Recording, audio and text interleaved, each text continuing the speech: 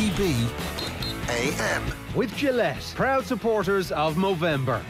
Gentlemen, let's move. All right, it's 7:30 this Thursday morning. You're very welcome along to OTB AM. It's Gerrard and Eoin with you all the way through until 10 this morning. If you want to get in touch with us, we'd love to hear from you. 087 9180 180 is the WhatsApp number. You can leave a comment on the YouTube stream. We're up live every morning on YouTube. If you turn on your notifications and you subscribe to us on YouTube, then when we go live, we'll, a little, not an annoying message, just like one that pops up that you can dismiss if you want, but it's a reminder and a single click away. Alternatively, you can listen to us as a radio show on the OTB SPORTS app or on the website.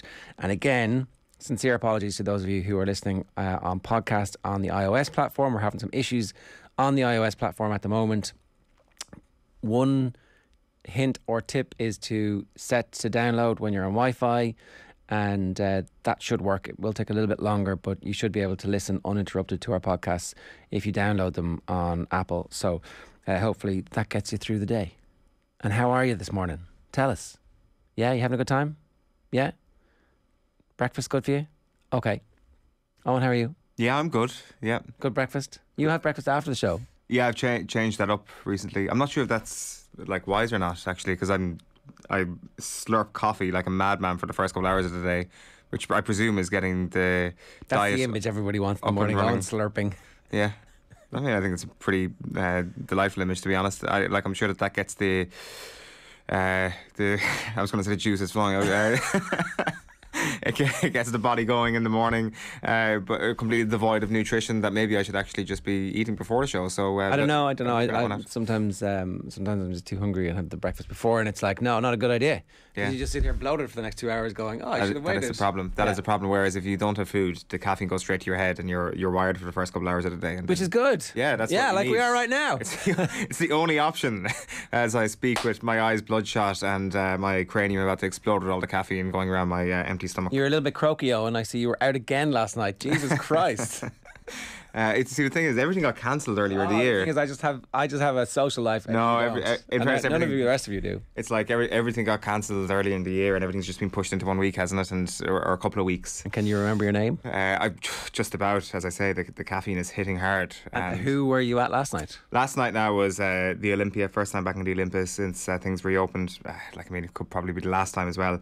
For Those I Love was on last night, very closely aligned with Shelburne Football Club. Obviously, he would have, I suppose, come to maybe the national consciousness with his Jules Holland performance last year or earlier this year, and then he was on the Tommy Tiernan show, wasn't he, earlier this year, telling his own story. Basically, this guy wrote an unbelievable album about grief and loss and suffering, and it is genuinely one of the best Irish albums ever released. And that's not hyperbole. It's when we get to the end of this decade, it will be in the top 3 to 5 easily of the best Irish albums of this decade. It is sensational. It is his debut album, and he'd never played in Dublin before until last night. So everybody was together. It was like, right, we finally get to see this guy and see what he's like live.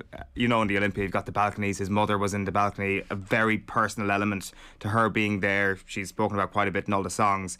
So it was just a really deeply emotional night last night, which a lot of people didn't expect. And his music is unbelievable. So it was pretty special. That is the last bit of fun we get before we inevitably get told we can't do this thing again next week. Then I'll take that. You gave me a good send off. I think we could probably make you cry over the next 2 hours. Could we? God, no. And emotional? No, absolutely not. I'm actually. I will accept that. I have sometimes been tired and emotional here, but today's not that day. 10:48. I got in my door last night. No, it's not that. It's the grief when you start to meditate on that, and as one of the tracks loops in your head in the middle of the show, you'll suddenly stare off into space and start feeling sad about life, and then maybe I don't know. So if you want to make Owen cry this morning, 087 9 180 180 is I'm the looking WhatsApp through the running order. I mean, can Stephen Kenny's contract make me cry? Is the question. Do we have enough wholesome content here that can tug at the heartstrings? Well, we're going to talk about two things at the top of the show here. Manchester United's 5-a-side. We now know the results yesterday, and we'll get to that in a moment. But I want to talk about Packy Bonner first in the FAI, right? We'll talk about Man United and how amazing their training week has been, and how Ole Gunnar Solskjaer is the man to take them forward, because a new team of heroes emerged yesterday, and we got the photographs and the result of the 5-a-side. Anyway, look, maybe you've seen this before. Maybe you know the results. Maybe if you're a dyed-in-the-wool Liverpool fan, you know the result of the 5-a-side and who wins the rondos. But But we do know that, and we'll bring you those results a little bit later on. I know you're all waiting with bated breath for those.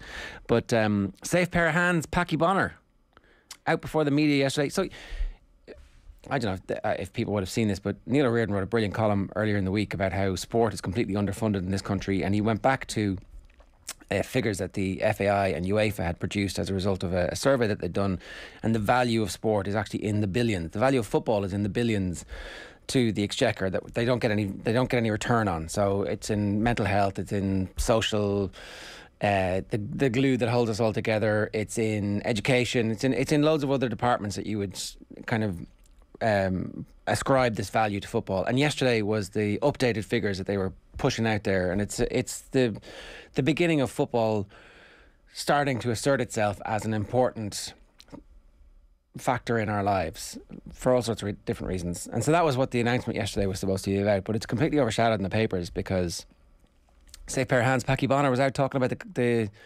contract situation, and unfortunately it was safe pair of hands Paddy circa 1990 quarter-final pushing the ball back out to Schillaci, or worse, USA 94 when Wim Jonk is like, will I have a pot shot from 40 yards? Nah, keeper will save this. Sure, I'll do it anyway.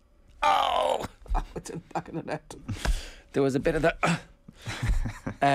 So you'd think that it's the easiest thing in the world is to come out and say Stephen Kenny's doing a great job, and the official response from the board is coming in a couple of weeks' time. We're all very happy with how things have gone, but obviously there's loads to be discussed, and I'd hate to, I can't say anything just at the minute, but instead it seems like there was just a bit of a you're all asking me questions about the contract. I can't be answering that. Yeah, like this sort of, I think he's kind of created a little bit of a lightning rod here that didn't need to exist, to be honest, where it's a big story. All of a sudden it's become a much bigger story today than a non-story. Exactly. So like, I mean, what we're reading in the papers and online is that he was asked if he felt Stephen Kenny was doing a good job. The question, I don't think, was, what's your opinion? Yeah, exactly. And his response was, I'm not going to answer that because I know what you're getting to. I think we have to discuss that to review everything, so I'm not even going to go there because I know what you're getting at. So, man on 12-person committee can't give opinion on whether manager is doing job would suggest to me that this is going to be a relatively complicated process over the next little while, and anybody who thinks that there's going to be a new deal handed out to Stephen Kenny pretty easily next month, or the end of this month maybe, has got another thing coming, especially if they're expecting him to be at the helm until the end of the Euro 2024 campaign. It just doesn't make any sense the way that they're approaching this, and the fact that they don't have a story ready to go. Like Packy's saying he's not the kingmaker, he's not the only one on the board who's going to have an opinion because he's the football man on the board, even though he's the non-executive, or he's the non-football, non-FAI appointed, one of the 4 non-FAI appointed directors. But look at the headlines, right? Bond the case but no rush. Packy warns over boss deal. So warning, negative. Holding tight is the mail. FAI may go for a short-term Kenny contract. If I was Stephen Kenny and they'd come and say, we'll give you a contract for 2 more games, I'd be like, nope. Find a new manager, lads. Off you go. Go on, find a new manager and see what happens. Let's see you get a sponsor with Noel King as the interim manager. How'd that work out for you the last time? No disrespect to Noel King, obviously. Bonner parries questions on Kenny's future is the Examiner headline. Bonner refuses to endorse Kenny but points to progress is the Irish Times headline. I'm not the kingmaker, Bonner. That was the headline on the Indo this morning on Dan McDonald's piece. Bonner, Kenny's fate not in my hands, says Paddy Bonner, and that I don't know. Do I have the star? Did I do the star? Paddy tight-lipped on Kenny. Right, it's like 2 steps forward and 3 steps backwards. Would you actually do that if you were Stephen Kenny? Tell him to shove it if they came up. Yeah, find somebody else. No, either we're getting married or we're not. But you can't be a little bit pregnant, and you're like, we're not sure. Okay, grand, you're not sure. Screw you. What are you going to do? Yeah. What are you going to do? Like, I mean, if they had a lucrative sponsor, if they were in rude health financially, they could go and say, you know what, we will get Neil Lennon, which, by the way, isn't actually a good idea. If they had all the money, that still would be a bad idea. Hey, let's see what happens when that happens. But the fact is, I don't think they can even get to that point of making a bad decision with the successor, because it will just be like, I don't know, somebody already on the books or somebody somebody who wouldn't do a good job. I don't think it just doesn't make a whole pile of sense to offer him that short-term deal and not just allow him to see through the Euro 2024 campaign, because it would suggest to me, if it's going to be a short-term campaign, that the jury is still very much out on Stephen Kenny at FAI board level, and that these reports about there being a split over the last little while are very much on the money, that there really is. I think it's fair for the public to say the jury is very much out on the new FAI board, and the whole sense that the new FAI is different from previous versions of the FAI. Granted, they're very different from the Delaney era FAI, but are they that different from the previous era, which allowed the Delaney era to prosper? Like, what is the story with this? Why are they so indecisive about one of the most important decisions in Irish sport? Why have they not been able to use the evidence of the full stadium, the away fans, the improved performance, back-to-back 3-0 away wins for the first time, is it in 20 years, in a qualifying campaign and competitive matches? Why have they not been able to come to the correct conclusion that, yeah, we're just going to give you the next campaign, let's settle everything down and let's move on? Instead of this, yesterday was supposed to be a big day for the FAI to begin putting pressure and building the sense of football as an important social glue, and instead we're left reading all the back pages, which are kind of negative, using negative language about the Republic of Ireland manager and the FAI and the contract situation. It was a really straightforward slam dunk, but they couldn't do it, and so they still do not have their house in order, and you still query about. So Packy won't say this, Packy won't say what his opinion is, but loads of other of his colleagues appear to be telling people off the record and not putting their name to it what their view is on what the contract situation should be with Kenny. That's where this bullshit of the short contract and let's give him another couple of months. What kind of planning is that? So somebody is saying that, and then publicly, Packy could have said what he thought. He could have told us what he thought. There's one other thing I would just say about this. If Packy is a contender for the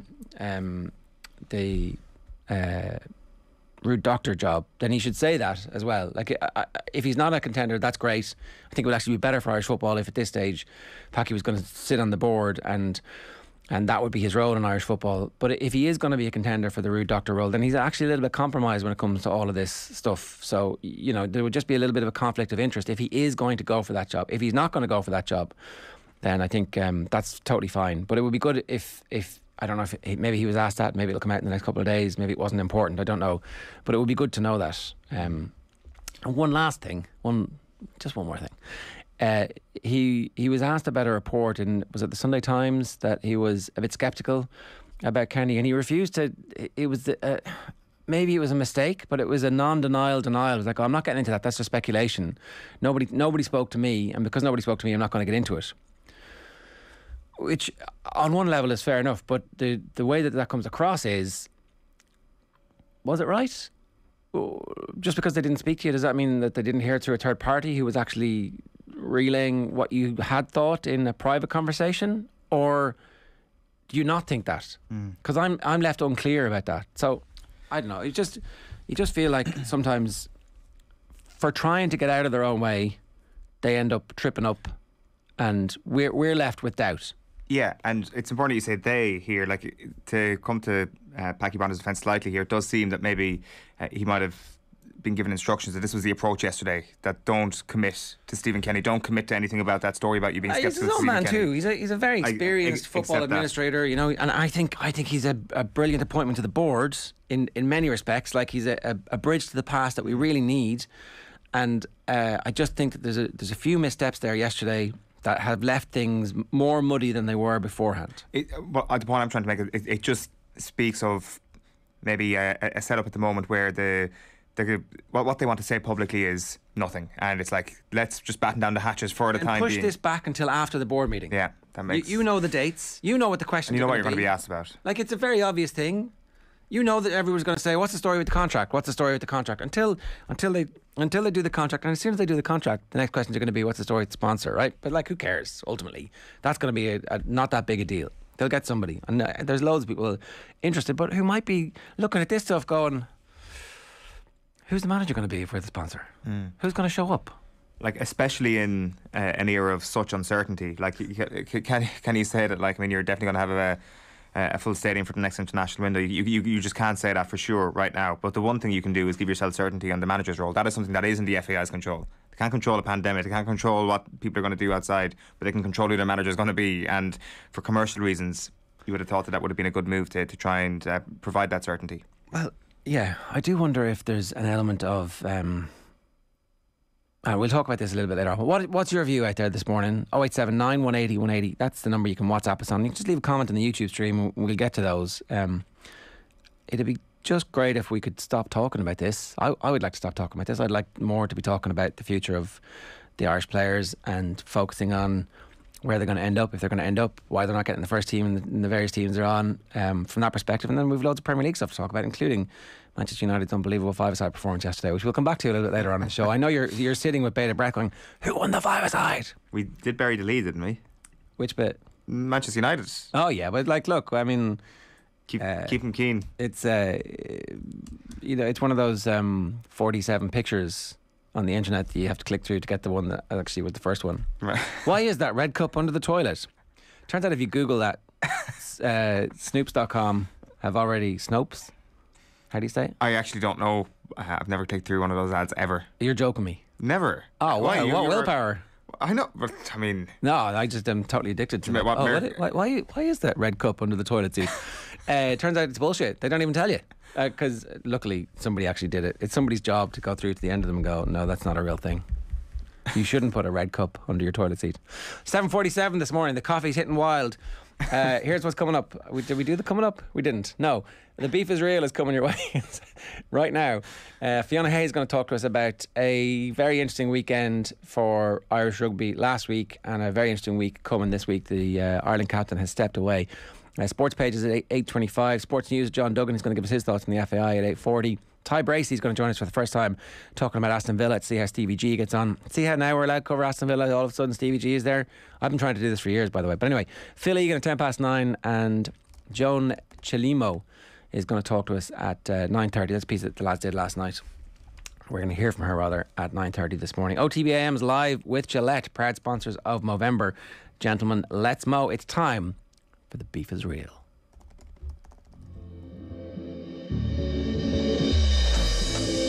Well, I don't like him, and I don't have to work with people I don't like. Patrick Vieira is 6'4". Starts having a go at Gary Neville. He says, "Come and have a go at me." You should have gone to Specsavers, Charlie. Well, maybe you should go also then, Jeff, because you couldn't see driving home the other night. Don't you ever talk about me! So I think your argument's back and forward there, Tony. That's the point. I'm wondering... Just let me finish. Let me finish. I'm let you finish. It's pure constipated. You can forget about Sean Kavanagh as far as he's a man. If you're going to be critical, then you've got to make sure you've got something to back it up with, don't you? Maybe the coaches were maybe panicking a little bit. To me, you've got to have a little bit of a better record than that. The beef is real. We haven't done this in a while. Do you remember how to do it? I think it was Rassie.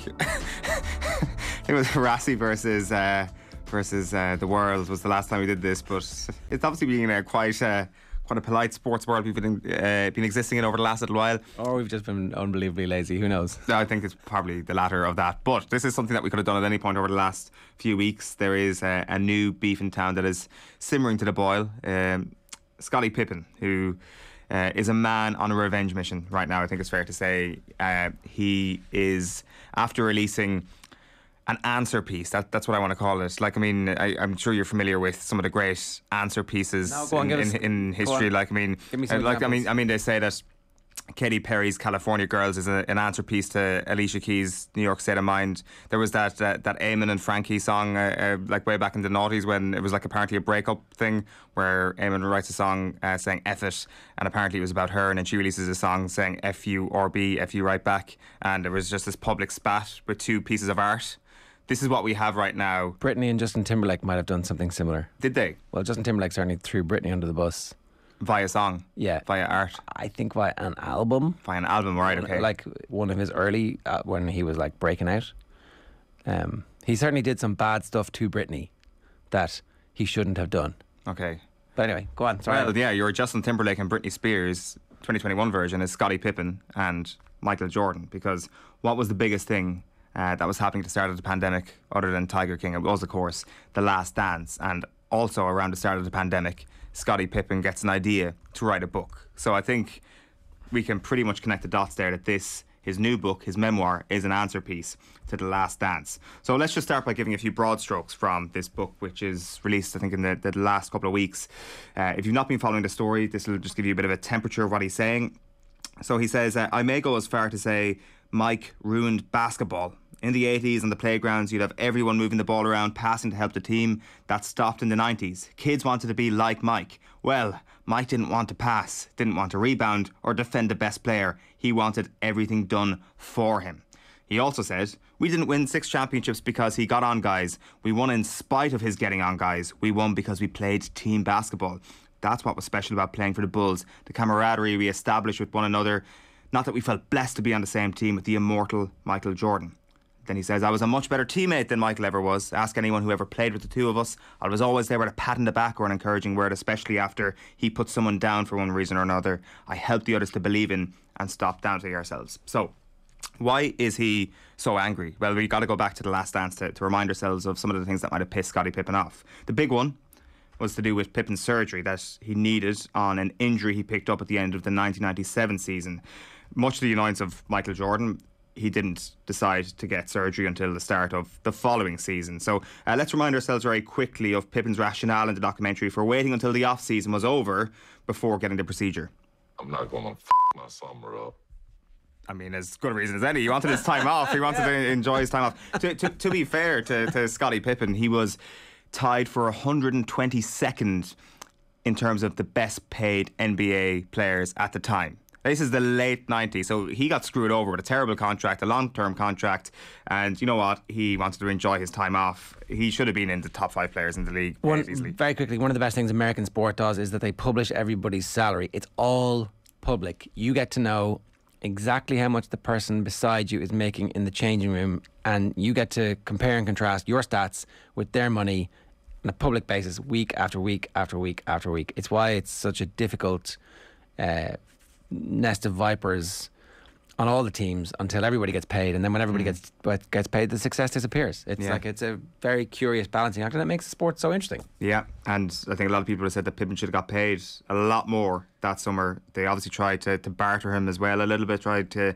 use him as a chip with other teams. It wasn't a good summer for him, and he wanted to sit it out and miss the start of the next season. But at the end of episode 2 of The Last Dance, Jordan said, I felt like Scottie was being selfish. Now, you might say it's fair comment from Jordan to say this, but Jordan's opinion is totally at odds with the rest of the locker room, and that is according to someone who I would say is a pretty honest broker in all of this, Steve Kerr. So a short time after that episode aired, Kerr was on ESPN and he was asked about Pippen's surgery that season. Was there resentment from other guys in the locker room about him doing that? No, not at all. In fact, I thought it was interesting. We felt his frustration with him. He probably should have been the second highest paid guy in the NBA, or definitely, top 5.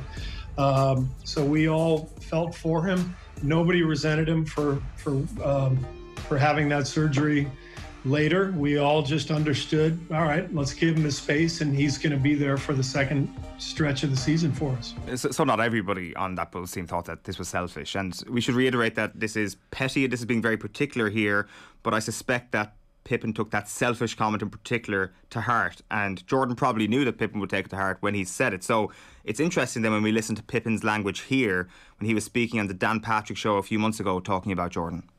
What did you think when he said he was going to go play baseball? I didn't really think about it. I was really focused on my own craft at that time, but I thought it was a big decision, though. Yeah, it was a big decision, but it was a selfish decision, but it was kind of who Michael Jordan was, and was a guy that kind of believed that he can do anything on his own. So we're 1-1 in the selfish stakes at this point. But the surgery wasn't the only point of consternation when Scottie Pippen was watching The Last Dance. And this was something that I think maybe a lot of us glossed over at the time. But there was reference to the migraine game in the documentary, which is kind of like the flu game, but way less famous, and something that I certainly didn't pick up on much while watching the documentary the first time. So we're talking here about the 1990 Eastern Conference Finals. The Bulls go down to the bad boy Pistons in a Game 7, and Pippen is struggling. He says he's suffering from a migraine, But listen closely to Jordan's tone here. This is from The Last Dance, speaking after Pippen, about Pippen and him not performing so well in that Game 7. And kind of make your own mind up here about what Jordan's tone is. I told him I can't see. That I was taken out of the game. He said he had a migraine. I can't argue the point that he had a migraine. It was just one of those things that, you know, is so unfortunate. So unfortunate that he had a migraine. Almost feels Saipan-esque in the accusing your teammate of an injury stakes here. This, I guess, would have touched a nerve because it was actually a big story at the time. This wasn't something that was hidden and unearthed as a result of The Last Dance. This was a pretty big deal at the time. Let's have a look at some of the reporting around the time on this migraine game. If we go to a year later, so this is 1991, this is Michael Wilbon, now of ESPN, writing in the Washington Post. The migraine in Game 7, for those of us who thought Pippen was too soft anyway, was confirmation that his psyche was fragile. A Chicago columnist suggested the Bulls should check the missing Pippen's bureau. Fans in NBA arenas would scream, "Scotty got a headache." The Pistons, among others, would snicker within his earshot or jostle him needlessly. Dennis Rodman still does it in games, Jordan said Sunday. So many people believe that if Pippen did have a migraine, it was brought on by fear of the Pistons in general, defensive ace Dennis Rodman specifically. Meanwhile, Scott Howard Cooper in the Los Angeles Times wrote, "There will probably always be a little migraine in the Bulls' lore after a subpar 22-point showing in Game 1 of the recent Eastern Finals against Detroit. Bull guard Michael Jordan quipped, 'I may have had a headache today.'" So this has been a thing and a little bit of needle between Jordan and Pippen for a while, and for Jordan to bring it back up in The Last Dance, I don't think that's sat too well. Thirdly then, and this is the third thing from The Last Dance that I think really would have sat badly with Pippen, was the depiction of the flu game. So if you saw the documentary, you'll know that the flu game was completely blown up. It was a massive part of the narrative in The Last Dance. Jordan was painted as this hero who overcame huge adversity in Utah after eating a bad pizza to play through flu/food poisoning to win another ring in 1997. But what was less covered in it, obviously, because this is a documentary produced by Michael Jordan, was that a year later, Scottie Pippen played through a back injury in a Game 6 as the Bulls won another championship. And you guessed it, Pippen thinks that his adversity in 1998 was tougher to get through than Jordan's flu a year earlier. So here is Scottie Pippen talking to Frankie Zola on that. Here's my breakdown on that. I'm going to ask you this. All right. Is it easier to play with a herniated disc or to play with the flu? They always say the worst injury to have is a bad back. So, well, I don't see many bad back games, but I do see flu games. Flu. Come on. I should say this is all on the book tour. This is all recent stuff that we're getting here. This is him constantly getting his own back, constantly nibbling away at everything that he saw in The Last Dance. So those are Pippen's grievances with Jordan. Like, the question I had is, what was Jordan's grievance with Pippen? Because it does feel that maybe there was a bit of a concerted effort to diminish him throughout the series. Like, he went in hard on everybody, but it seemed that he saved a little bit extra for Pippen. So when did it start? Like, if we rewind the clocks to 2016, we can look at how pally they were when a camera pans to them on screen. You can see them at a game together and they go in for the bro hug. There they are. Like, I mean, they seem like pretty on good terms there, right? It's awkward enough, isn't it? Look, Scotty's goes, so yeah, give everybody a hug there, yeah. Oh yeah, look, we know we're on camera. Well, my theory is this. My theory is that they actually were fine in 2016. But since 2016, Scottie Pippen has committed the most egregious sin you can possibly commit in the face of Michael Jordan. He has entertained the idea that he might not be the undisputed GOAT. So here he is, a year later, on First Take on ESPN, talking about some of the greatest players. How close is LeBron to catching Jordan? The numbers don't lie. He's right there. He probably will never catch him in terms of MVP. Okay.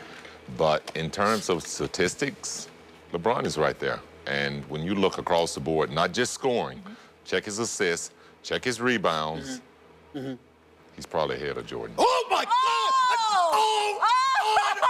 What? Just left a bit of Stephen A in there at the end because that's what you need at 8 a.m. on a Thursday morning. In his book as well, on top of that, Pippen says, kids wanted to be like Mike, as I said. Well, Mike didn't want to pass, didn't want to rebound or defend the best player. He wanted everything done for him. That's why I always believed LeBron James was the greatest player this game has ever seen. He does everything and embodies what the game is truly about. Now, for good measure, here is Pippen on Kobe a short time after he passed away. he believed in striving to be the best. You know, I hate that we didn't tell him how great he really was, because he strived so hard to be Michael Jordan. And when I go back and I look at his videos and I say to myself, damn, he was better than Michael Jordan, because he worked so hard. He put it in. This kid came out of high school. He didn't go play for North Carolina under a Dean Smith. He worked at his craft. So he's easily put Kobe and LeBron into the same conversation as Michael Jordan. And we're not saying that Michael Jordan is the type of person to take anything personally, but let's not forget Jordan's cooperation to participate in The Last Dance was signed off on the day that LeBron James won the 2016 NBA championship with the Cleveland Cavaliers. We're not saying he's petty or anything, but those are just the facts. To be fair, to give a little bit of balance on this side, Jordan did give Pippen credit at times. A direct quote from The Last Dance is that, "I would never be able to find a tandem, another support system, another partner in the game of basketball like Scottie Pippen. He was a pleasure to play with. He helped me so much in the way that I approached the game, the way I played the game. Whenever they speak Michael Jordan, they should speak Scottie Pippen." He considers him the best teammate of all time. But if you go back to Pippen's book one more time, he says, "In the second episode, which focused for a while on my difficult upbringing and unlikely path to the NBA, the narrative returned to MJ and his determination to win. I was nothing more than a prop. His best teammate of all time, he called me. He couldn't have been more condescending if he tried." On second thought, I could believe my eyes. I spent a lot of time around the man. I knew what made him tick. How naive I was to expect anything else. Each episode was the same. Michael on a pedestal, his teammates secondary, smaller. The message no different from when he referred to us back then as his supporting cast. Now, here I was in my mid-50s, 17 years since my final game, watching us being demeaned once again. He said he spoke to a few of his former teammates who each felt as disrespected as he did. How dare Michael treat us that way after everything we did for him and his precious brand? To make things worse, Michael receives $10 million for his role in the doc, while my teammates and I didn't earn a dime. Another reminder of the pecking order from the old days. So, fair to say that Pippen was not a Last Dance fan, and abundantly clear that his distaste for the show goes way beyond the point of just wanting to sell a few books. But his criticisms haven't gone down well. Charles Barkley, for example, said Pippen was going big game hunting, looking for clicks. And that's kind of where the state of play is over there at the moment, that Scottie Pippen has released this book, but not a lot of people in the United States are in support of him or are buying into what he's doing right now. And maybe one day a truce does break out between Pippen and Jordan, and there's something public and there's a great coming together of minds here. But I'm just going to finish up with one last section from the book about Isaiah Thomas, the true butt of every joke in The Last Dance. So, in the book, Pippen says, "In the spring of 2020, when the documentary was being aired, Isaiah was interested in the two of us declaring a truce. He reached out to BJ Armstrong, who called me. 'Would you be willing to talk to him?' BJ asked. 'Dude, are you kidding me? When I came into the league, he was never nice to me. Why would I want to meet with him now?' Isaiah is no fool. He knows better than anyone else how poorly he came across in The Last Dance, and with good reason. I wasn't about to make it easier for him." So, I mean, if we're talking about Scottie Pippen trying to repair some sort of relationship with Michael Jordan, then I think it probably goes both ways. We're almost into 2022, The Last Dance, still in the news. Jordan and Pippen still don't like each other, and everyone still hates poor old Isaiah Thomas. That is this week's The Beef is Real.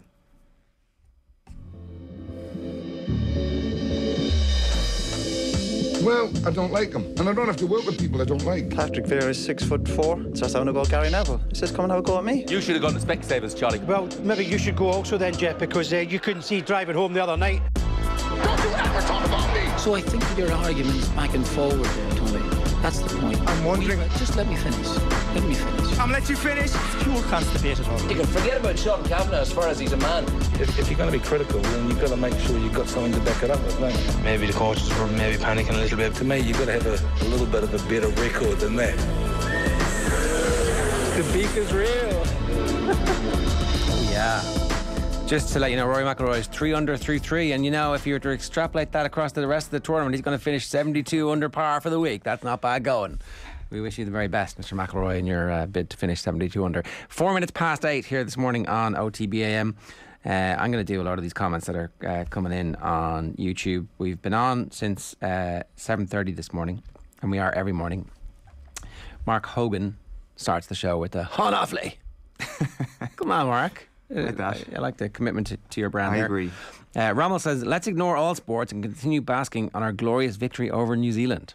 I mean, we've done a little bit of that. We're going to do a little bit of it a little bit later on, in about 6 or 7 minutes' time as well. Michael O'Connell says, the appointment of the Director of Football will be an enlightening insight into both the thinking and philosophy of the board. This is true. And Johnny Ward was making the point that it's actually a more important job than the manager of the national team. I think in the current global situation we find ourselves in, where we can't just pawn off the development of our players to England, to Scotland and England anymore, that actually the manager of the national team is hugely significant. Just precisely at this moment, as we're recovering from being told we're shit by successive managers all the way back, since the 70s. So I see the argument, I do, but I definitely think that it's a very important test of the quality of thinking that's going on at board level in the FAI at the moment. I think Kenny is getting us moving forward next campaign and see where we stand then. It says Jack Reaper. I agree. Let's see then. I'm not saying the man's a genius. I'm just saying that there's signs of progress, and let's see how well everything goes and the decisions they make. Then David Bosang, I don't know. Folks, you're coming across as journalists disappointed in how the question was answered. As a fan, I'm okay with Packy's approach. Kenny's in. Well, Kenny's not necessarily in. Kenny might be in for like another extra couple of games on top of the ones that he had, as opposed to, yeah, okay, we're in this together. Whatever you might think about Manchester United's approach to social media, they're certainly backing their manager left, right, centre on their social channels, in all dispatches. Everybody is unified at the moment behind Solskjaer. Keep Kenny in the job. It's crucial for Ireland going forward, to Shane Kelleher, instead of listening to the miserable old timers like Brady, Kerr and Noel King. If Kenny doesn't get the job, then, says Rommel, may as well give the job to a Kerry man. Guaranteed some beautiful football, but with little or no tactical acumen. It's true. Oh, Sheehan's bodied. Not anymore. They've not anymore. Things have changed. Things have changed. Tactical genius is only in Kerry nowadays. You've got backroom inside information from north of the border. Oh yeah. Paddy Tally. Yeah, exactly. So that's changed. I thought you were going to say that there's a Kerry man involved in the Ireland setup or something right now, but no, yeah, we've outsourced the tactical genius. Amazing how good the Bulls were, given what happened behind the scenes. Absolute madness, says Shane Kelleher. And Scottie Pippen channeling Michael Scott there, says Daisha Dude. Scottie's right to do what he's doing, isn't he? Oh yeah, I'm Team Scottie here, 100%. Like, he seems like a bit of an asshole as well. But it's possible that everybody's an asshole. I saw someone make the point a couple of weeks ago that Scottie Pippen's biggest problem right now is that Scottie Pippen is his own spokesperson, and he's doing all these interviews and he's speaking for himself. That if there was actually somebody who was able to statistically analyse the importance of Scottie Pippen historically to the Bulls and to Michael Jordan, and that person wasn't Scottie Pippen, then there would be a lot more people who were coming around to his way of thinking. All right, so the analysis community, yeah, the analytics community would be Team Scottie. Yes, and they're basically making the point that this sort of emotive language is coming across as quite petty, to be honest. But, it's beef. Sports beef is always petty. Sport is petty. I mean, we get wound up about very small details, and the sports people themselves, not just the fans, are no different to that. War without the bullets. 8 minutes past 8 this morning here on OTB AM. We'd love to hear from you. 087 9180 180 is the WhatsApp number. Leave a comment on YouTube. You can get us at Off The Ball AM on Twitter as well. We've got John Duggan talking about the FAI in a little while. We've got Fiona Hayes next talking rugby. OTB AM on OTB Sports Radio, Ireland's first and only sports radio station. Arsenal and Irish fans won't want to miss our next Cadbury FC Roadshow. We're going behind the scenes with Arsenal invincible Robert Pires and Gunner star and Ireland captain Keita McCabe. We'll also be joined by former Arsenal S&C coach, Ireland rugby legend Jerry Flannery. It's all with thanks to Cadbury FC and their club partnerships, granting you behind the scenes access at the Premier League's biggest clubs. Coming soon to OTB Sports social channels. Motivating ourselves to be more active can be a tough act, but the following tips might help. Last week, we talked about the importance of planning when it comes to exercise routines, the when, where and how you are going to exercise. We stick to these routines when we have a goal. These can be as simple as marking off a calendar so you can see how active you've been every day or for 5 days each week. Signing up to an event or an exercise program that trains you towards an event or a goal. Or maybe your goal is to be able to complete the park run, then complete it by running the whole 5K, and finally you start looking at reducing your time. Enhance your commitment by telling people about your goal, in person or on social media. Discuss with people how often you plan to be active and what activities you plan on doing. And you never know, they might be interested in joining you. Try sharing your photos of your activities and your progress towards your goal. And remember, healthier small steps have a positive impact on well-being. Car insurance is boring, but you don't have to be. Get Set Go is the kind of car insurance you can sort in a few minutes online, then bounce on with your day. Are you ready for Quick Start Insurance? Get a quote now at getsetgo.ie. MCL Insurance Services Ireland Limited, trading as getsetgo.ie, is regulated by the Central Bank of Ireland. OTB AM. With Gillette, proud supporters of Movember. Gentlemen, let's move. 10 minutes past 8 this morning, time to turn our attention to rugby, and I'm delighted to say Fiona Hayes is with us. Fiona, good morning to you. How are you? I'm good, lads. How are you? Yeah, very good. Listen, tell us a little bit about what your immediate reaction was when you heard the news that Ciara Griffin was retiring. Yeah, I suppose it wasn't a shock to me. I'd been chatting to Junior a couple of times around it. I thought she might have hung on. You know, they had a good win last week, so I was sad. I suppose I was sad to see her go 27 years of age, but you know, other factors start coming into it. At that, you know, when you get to that age, she's recently married as well, so it's a massive loss for women's rugby. I think what she brings on the pitch, off the pitch, is absolutely amazing, and she just gels everyone together, and she's just an immense rugby player, an immense trainer. Her work rate, everything about her. If you're a young player watching her, she just shows you how it's done, really. She did make the point that if they qualified for the World Cup, then obviously she would have gone through to the World Cup, and I can see how that it's the end of a World Cup cycle, and so it's not a bad time to step away in that respect. It's very young, and I understand that there are other parts of your life that you want to go and get involved in. And she talked about education, and she talked about the farm, and obviously she talked about family. And so again, I do understand that. But if the organisation was perfect and if everything was seamless, do you really step away fully? Do you retire fully, or do you say I'm going to take a break for a couple of years and see what happens? There's no formal sense that she might come back down the line. No, there's no formal sense, but I suppose with Ciara's personality, she's all in. When she's training, she's all in. When she's playing, she's all in. So for her as a person, I don't think it would have felt right to say, look, I'm going to step away and see how things go and I might come back. I think in her head, her decision was, this is now the time. She was obviously gutted about the World Cup. We have to look at the pressure she was under the last couple of weeks as well. It wasn't a great place for her. She likes to do her talking on the pitch, and I suppose she's not even heavily on social media.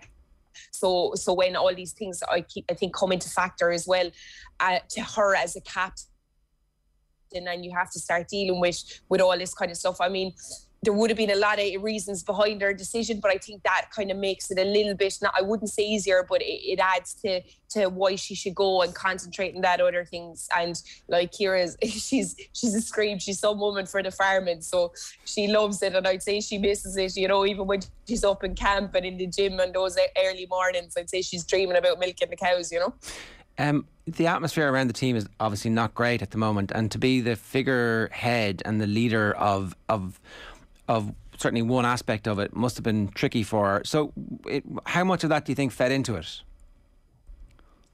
I don't know. As she said, there was the World Cup cycle. She's recently married. She had a lot of things that came into it. Obviously, she was absolutely gutted in not qualifying for the World Cup. And in knowing Ciara, she would blame herself a lot of that, because as captain, she would feel that she should have dragged the team over the line. So she was under pressure. I don't think it's solely that, but I'd say when she came to her decision and she talked to her husband and her family and those closest around her, I'd say when she came to her decision, it was probably somewhat of a relief, because she gets to step out of that pressure cooker. As I said, she does her talking on the pitch. She's a woman of few words, but when you're training, when you're playing with her, she's absolutely given every little bit that she has, and and she's done that. She's done that for women's rugby, and I feel like she thinks it's time now. And do you feel like the group are unified by what happened over the last week, or is there a division within the group as well about what's happened? And it just feels like at the moment there are different groups. There's the IRFU, and then there's some of the players who obviously were very upset about what's happened over the last week, and there are some of the players who feel like there's a different conversation needs to be had, and it's just hard for us on the outside to understand exactly what the dynamics are at the moment. Yeah, for me, I think the players up at camp are absolutely unified. I think what you're dealing with, lads, as well, is you have some players, not that they don't feel it as much as others, but you have some players that are there years, that have felt disheartened for years, and you have some newer players in, so they probably don't quite understand it. Then you might have some of the sevens mixing in who deal in a different setup, and things are dealt differently with them, and you know how things are done. So in their unity together, they're 100% on the pitch, and I'm sure they've had these conversations, but I would imagine it's just more so, rather than a division, it's more so some players feel exceptionally strong. Everyone needs to be brought together, and I think that's the one thing coming out of it, is that they want to see clubs, everyone needs to be involved in this process, maybe not just the IRFU, players, clubs, we're all going forward, everyone wants a role, and they want to just for it to happen, I suppose, is what they want. And I know everyone will have a different agenda, but I don't think it has taken place where everyone has actually sat down and discussed, you know, what's their feelings on the women's game and how we can make this better. Yeah, because I think that in the midst of what's going on at the moment, it's very easy for people to just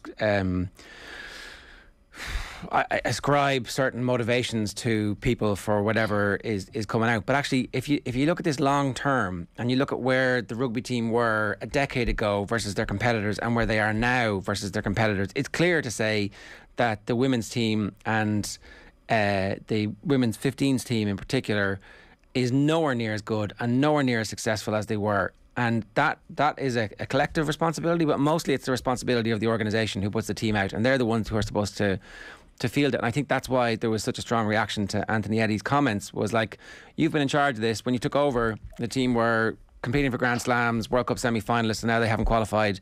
And that's where the disconnect comes between the finger pointing at the players. Now, some of the players, by all accounts, do feel like they didn't perform and do actually have a responsibility for being beaten by inferior opposition who they would normally beat. So, like, it's possible that there's truth in everything here, that the organisation has not done what they said they would do, and they're not holding themselves accountable, and that the players underperformed.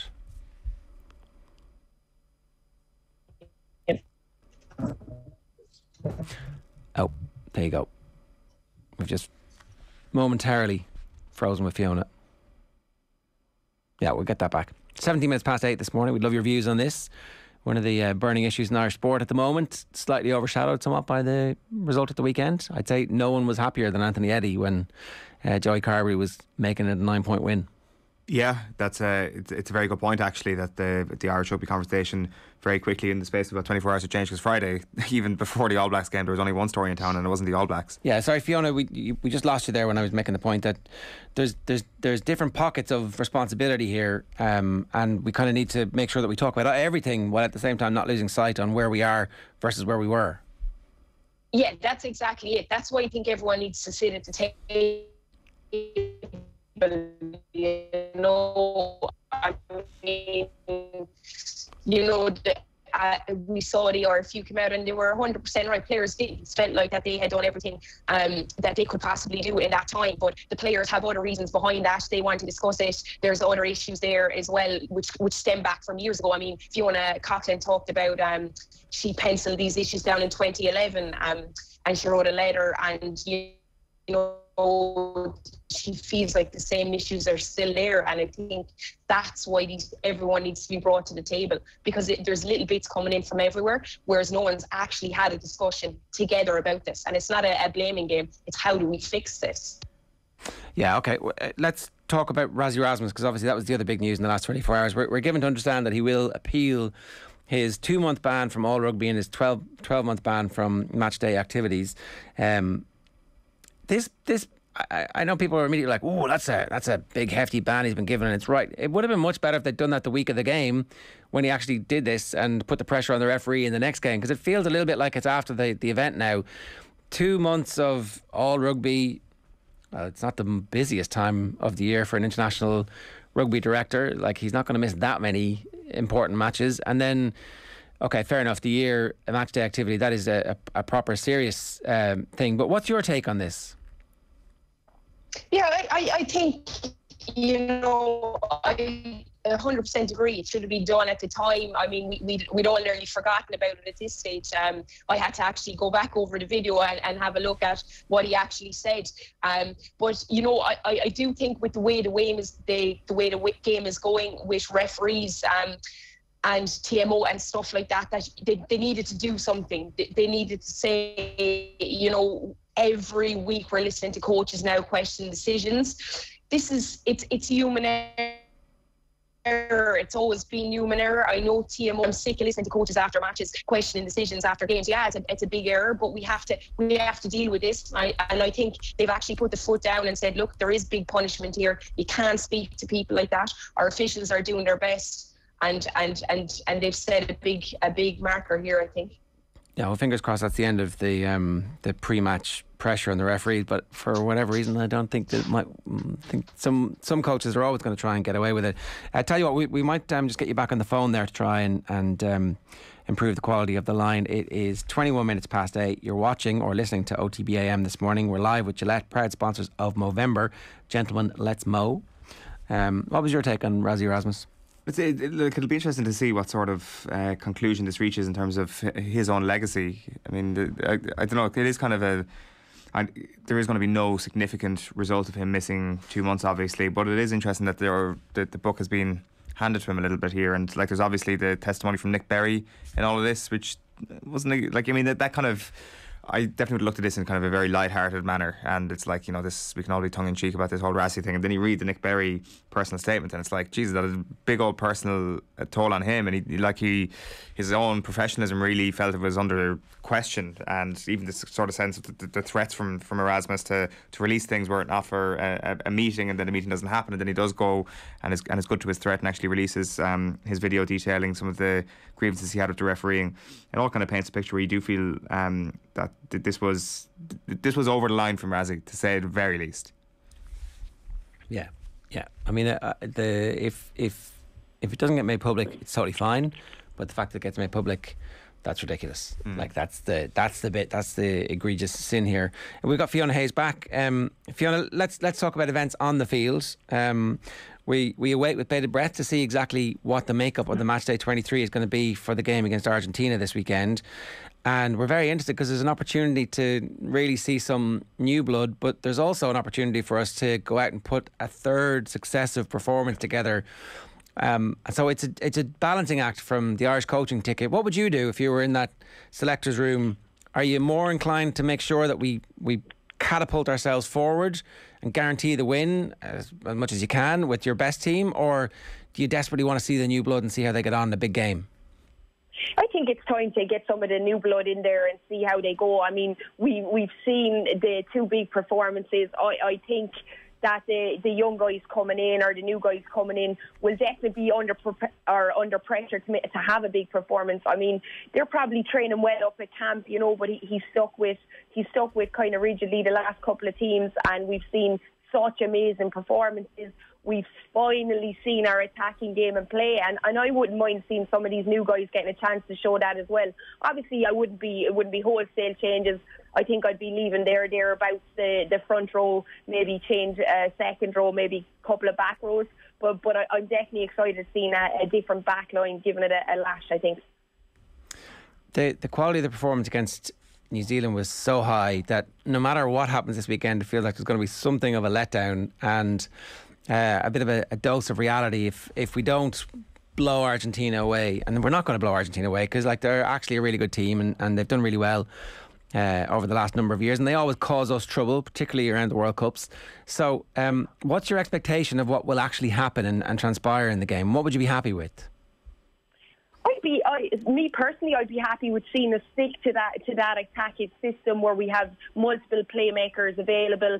We're playing the same style. I suppose I could be wrong. I don't know if we're going to get that same intensity at ruck time that we had, but you've guys that are chomping at the bit, that have been waiting 3 weeks now to get on a pitch. So maybe I could be wrong on that. I would be happy. I think it will be a tighter game if there's changes put in there. But I do think Ireland will come away with the win. I mean, what you have on that in that panel that is to come on is really, really exciting as well. I'd love to see maybe Zebo getting a go. Craig Casey might come on. Balakoon is another guy that offers you exciting rugby. So there are chances to get these guys in there and have a go. But I'm sure they're all really, really focused, and they've been training well and ready to crack the whip when they get out there. So I think we'll see a good performance again by Ireland. Where is Zebo at the moment in your back three picture? Is he like the front runner for the 23 jersey, perhaps, as this thing plays out over the next little while? Yeah, I suppose you're looking at that. I mean, they've gone with Keith Earls the last couple of games, which I wholly agree. And I mean, there's a difference there. Earls could probably cover the centre for you, whereas Zebo can cover wing and full back. I think we can't even discuss even him taking the starting full back at the minute. Hugo Keenan is playing absolutely outstanding rugby. He's winning everything. He's a playmaker. He's attacking the space well. He's putting other people into space. So for me, I suppose it's about getting him out there. He might get a go on the wing this week, maybe not. But it's getting him out there and see exactly where he's at. We haven't seen him playing international rugby in a while, so it's a different ball game. You know, it's a high pressure, much quicker game. So it will be exciting to see where he is. But I think it's on the wing, maybe covering wingers for me. Okay, it will be interesting to see how that all shakes out, because we still have other players who have been around the Ireland setup for years and who are out injured at the moment, and it'll be interesting to see if they get game time over the next 12 months, really, because that's when we all start thinking about the World Cup. The women's team played Japan on Saturday, and again, it's going to be very important for them to put down a performance and try and change the mood music around everything that's happening at the moment. So what level of expectation do you have ahead of that game? Yeah, I've watched Japan a couple of times. I think Ireland will definitely get the win at the weekend. The crowds behind them. Japan are kind of at the back of a bit of a couple of losses, and I suppose a long tour. When you're losing games on the road, it's harder to get players completely up for it. I'm sure they will be, but I've watched them. They're a nice little team, but I think Ireland's power and dominance, if we can get the set piece right, like we did at times last week, we'll really, really put Japan under pressure. So I would definitely think you'd be looking at maybe a win, depending on if there is massive wholesale changes again. Okay, good stuff, Fiona. Thanks a million for joining us. No worries, lads. Thanks a million. Sorry about the line. No worries. It's Fiona Hayes there giving us her thoughts on various stories that are brewing at the moment in Irish rugby, none of which are going to go anywhere anytime soon. What's your back three scenario? Where's Jordan Larmour and all this? I was actually just thinking about him the other day. Where is Jordan Larmour and all this? I think at the moment he's kind of the sort of out of sight, out of mind situation. That's you've got to throw Jacob Stockdale into that sort of mix as well. That there's been so much. Where's Stockdale in this? Yeah, there's so much excitement even around Balakoon in terms of the people who are on the outside looking in, because he hasn't had that opportunity yet, and there's always a sense of excitement about somebody that we haven't seen too much in an Ireland jersey. So the back three that started the last day, clearly the top of the pecking order. Once you beat the All Blacks, that's always going to be the way. I think Keith Earls is probably next man up and Zebo's next man up. Yeah. I mean, I keep pushing to try and see what would happen if we put Henshaw on the wing. That would be interesting, wouldn't it? Because obviously Joe Smith thought he could play full back. Experiment didn't quite work out. It's like the moment we all pinpoint as this isn't going right. Yeah. I don't know, Manu Tuilagi played in the wing. That was part of Eddie Jones. Numbers don't matter. Everybody plays everywhere. You should be able to do that. And we saw, particularly in the Japan game, James Lowe, first receiver, a bit less against the All Blacks, but he was certainly first defender at various stages when the ball breaks down. So, is that not just get your best players on the pitch? If you have Ringrose playing the way he is, and Bundyaki, Bundyaki's peaking at the moment. Yeah, and his kind of form almost ranked by his inclusion in the Lions squad in the summertime as well, that you probably could make a case that Henshaw, Ringrose and Bundyaki are definitely in the best 15 players for Ireland at the moment. So do you just try and shoehorn them in? The question is, like, Henshaw under the high ball, how well will he be able to stand up? And you would suspect pretty well, and that's why he was tried out at 15 that day. And I personally think that deep down Henshaw would like to get another crack at 15. And ain't going to happen though. It's not going to happen, obviously, because Keenan's too good, and that jersey isn't open. But pre-match, we were looking and going at the warm-ups, and it's like, who's that really tall guy?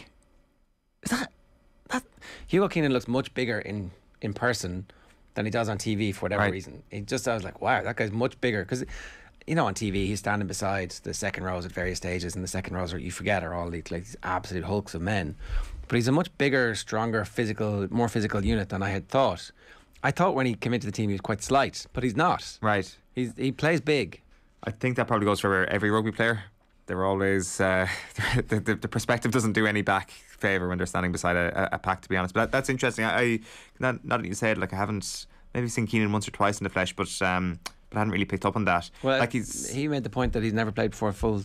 Yeah, before in front of a crowd, but I think I've been at a game in front of an empty stadium where he was. But the thing with that is that, like, it's just absolutely sewn up. If Keenan is out if he misses a game or two at any point, the question then is who's the next man up? Yeah. And I think that is up for debate at the moment. Maybe. Where you think Zebo is? Well, I don't know. I think Andrew Conway probably goes there. Does he? Yeah.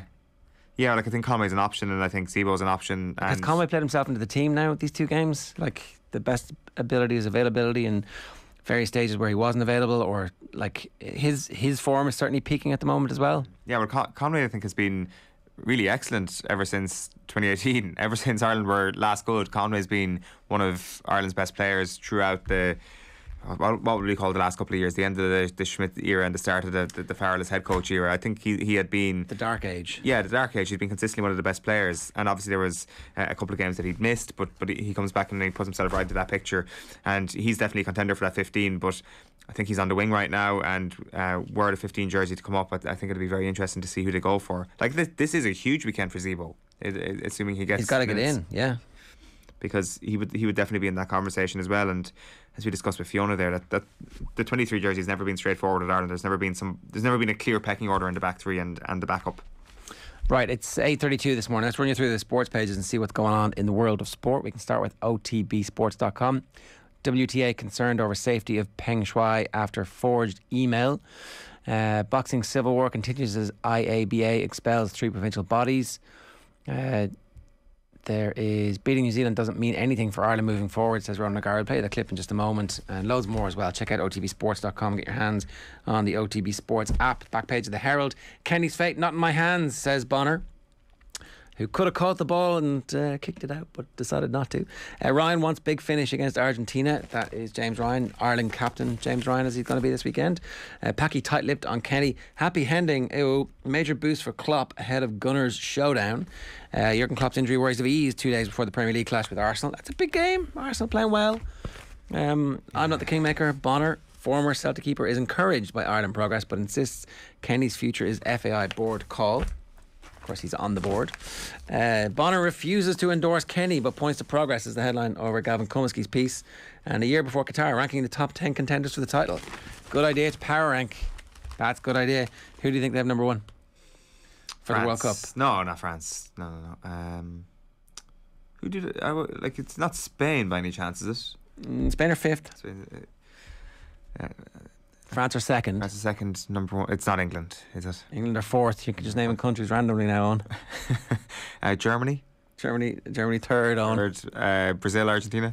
I mean, you just named 2 countries there. Which are you doing? Brazil. Okay, Brazil number 1. Hey, come on down. Argentina number 6. Well done. You named 6 countries. Correct. They are countries.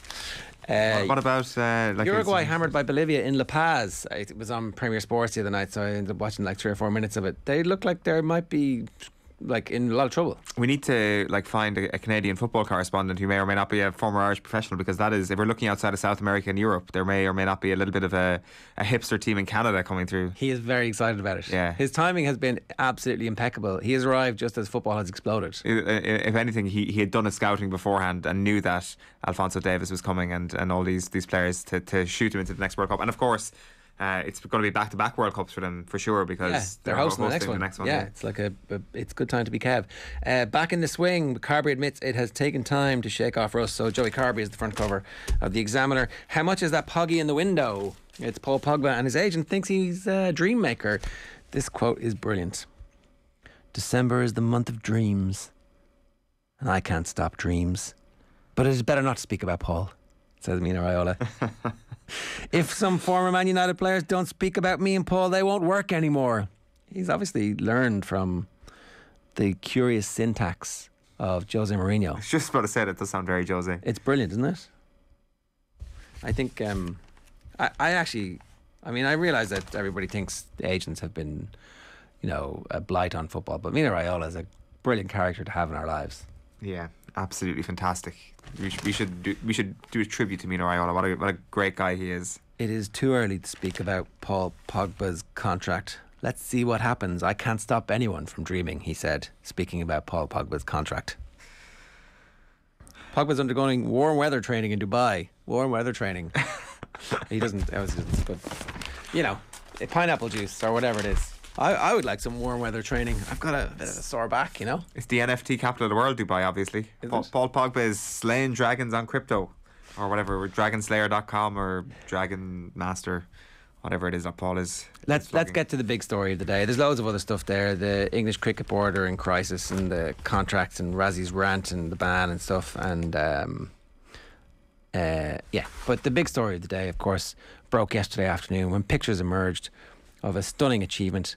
It was victory in the five-a-side at the Manchester United training ground for a team which, it's obviously an unstoppable force of nature. We have various things. So Ole Gunnar Solskjaer was back at work. So he'd taken last week off, apparently gone to Norway. We saw pictures of him flying out to Norway, I think. But he's back at work, just so that everybody knows.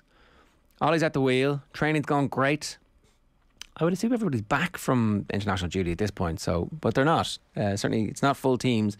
So here we go. This one here is Wan-Bissaka with McNeil and Hannibal, who've come up from the under-23s. Look at them putting that pressure on Aaron Wan-Bissaka. One of them is a defender who scored and assisted. It's like, wow, this guy's scoring and assisting for the under-23s. Remember, under-23 is friendly football. It's like absolutely friendly. And this is Sancho with Alvaro Fernandez, who looks curiously like one of the two guys who we've just labelled McNeil or Hannibal. But it turns out we don't really know that much about these guys. Now, are we supposed to? This is the bit that gets the Man United fans super excited and subscribing. And here is the greatest five-a-side team in Manchester United training history. Diallo, Rashford, Sancho, Wan-Bissaka and Henderson, the winners of the five-a-side, which proves, according to the headline in the Mirror yesterday, that the team has given Ole Gunnar Solskjaer his backing because they are happy at training. This was all released yesterday. Man United are putting out the pictures. What's going on here? All joking aside, what's going on? What do you think? But I was going to suggest that what we're seeing here is just a great movement into futsal from people who aren't going to get into the actual football team over the next little while. Well, maybe that might be it. Jadon Sancho, the world's most expensive futsal star. I mean, he could do worse things at the moment. I bet you he'd go down to Brazil and not be that good at futsal compared to some of the Brazilians who are genius at it. I wouldn't be surprised. Well, what are you suggesting here? It's a very strange 3 days out from a Premier League weekend series of pictures to release. So what's actually happening here is that the Manchester United operation is hungry for content, and so they need to feed the fans, and that's great. But I'm not sure that it's actually the right thing from the manager's perspective to be getting out there, right? Everybody's happy and trying. If they get whacked this weekend, they'll be like... That Marcus Rashford is getting photoshopped into a lot of different scenarios if they get whacked this weekend. That him on the ground with his arms waving, Yes. So you think that, why are they celebrating the five-a-side with photographs? Why are you doing that? Can't they not just be happy? They can be happy, and that's fine, and that's grand. But maybe don't be happy ostentatiously when you're in the middle of one of the worst slumps, when the manager's job is up for grabs. Like, I understand that the reality is that they worked very hard, right? They had a good training session and they're feeling confident about what's coming next, and they might be about to go on a run, fair enough. And maybe they'll pinpoint this week of training when loads of players didn't go on international duty, for example, who, you know, Rashford was ill. Seems to be okay. It's an interesting... England have already qualified. Game's not that important. What's going to happen? Help me out here. Don't go, right? I'm not saying that happened, but it might have happened. It happens all the time. I'm not saying it happened in this case. But... In the desire to push the content out, because you need to feed the hungry beast of content all the time, sometimes you let stuff go that is like not actually. They should have been hard at work. Here's the wall lining up, getting ready to be smacked in the face from a free kick. Here's some goalkeepers saving, you know. But it's like, no, we are having that crack because we are footballers. And one of the other things is like, they worked really hard this week. It's like, Jadon Sancho didn't get called up because he's not playing very well for England at the moment, so he had nothing to do except go to work for his 180 grand or whatever it is that he gets. He's supposed to be at work. Now, they had a few days off to rest and refresh and recharge and all the hours. And like, why... I get you need to push the content out. Yeah. You need to be careful about the content you're pushing out. I would say that there's almost like a kind of a hilarity to if you saw Rashford and Sancho. Do you know any other five-a-side result ever in a training match? Ever? Other than ones that I've played in, no. Like maybe the Dubs beat the Culchies. You might hear a little bit about that. Yeah. But like, you know, that's slightly different, isn't it? This is Manchester United Football Club, the biggest sporting institution in the You're not supposed to world. know who wins the five-a-sides. It would be not the week of it. It would be funnier. 20 years later, you might hear that like Keane kicked Neville in the bollocks and they won 3-0. I don't know, but like now was Wayne Rooney on Jason Knight a five-a-side? I wonder. It would be funnier if they all had their game face on and then they got smashed. At least they're smiling now and they know that they're a joke before they get beaten up over the next couple of weeks. Like that is there's a sense of self-appreciation there, I guess. Maybe I'm reading too much into this, but Sachin Bangaru, yo, OTB is brutal, he says. In the live environment, we love the feedback loop. The United Spin Machine at it again, says David McLean. They really don't have a clue. And Shane says, who cares about results when we're getting good content? Hashtag content at the wheel. I think that might be my point. Antonio Content should have been the manager. I mean, we're seeing plenty of that. And look, that's the business they're all in, and I get it. You just want to make sure that the editorial view on the whole thing is a bit more... Now, here's the other side of it, right? Here's the other side of it. Everybody is right behind Solskjaer. Like, that's the other side of this is that Solskjaer's happy. It's a happy camp. They're ready to go. They're ready to burst into that next portion of the season. The club is right behind them. You know, there are other sports organisations that could learn a little bit from the... So, I'm not saying it's all bad. I'm just saying that it struck me as a little bit curious when we're finding out the results of the five-a-side. The question that you always have to ask at these moments is, what would Roy Keane say? It would be interesting to find out, wouldn't it? I mean, I think we probably will at the weekend. Right, Arsenal and Ireland fans, do not want to miss our next Carberry FC Roadshow. We're going behind the scenes with the Arsenal invincible Robert Pires and Gunner star and Ireland captain Katie McCabe. We'll also be joined by the former Arsenal strength and conditioning coach and Ireland rugby legend Jerry Flannery. It's all thanks to Cadbury FC and their club partnerships, granting you behind the scenes access at the Premier League's biggest clubs, coming soon to OTB Sports social channels. What do you want to ask Robert Pires?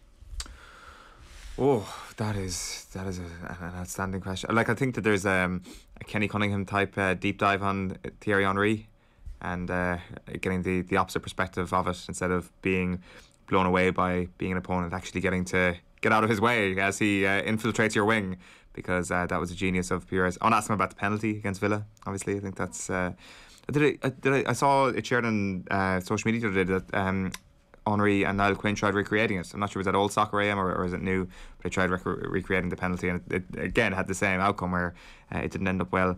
But Henry and Niall Quinn. Yeah. Right, wow.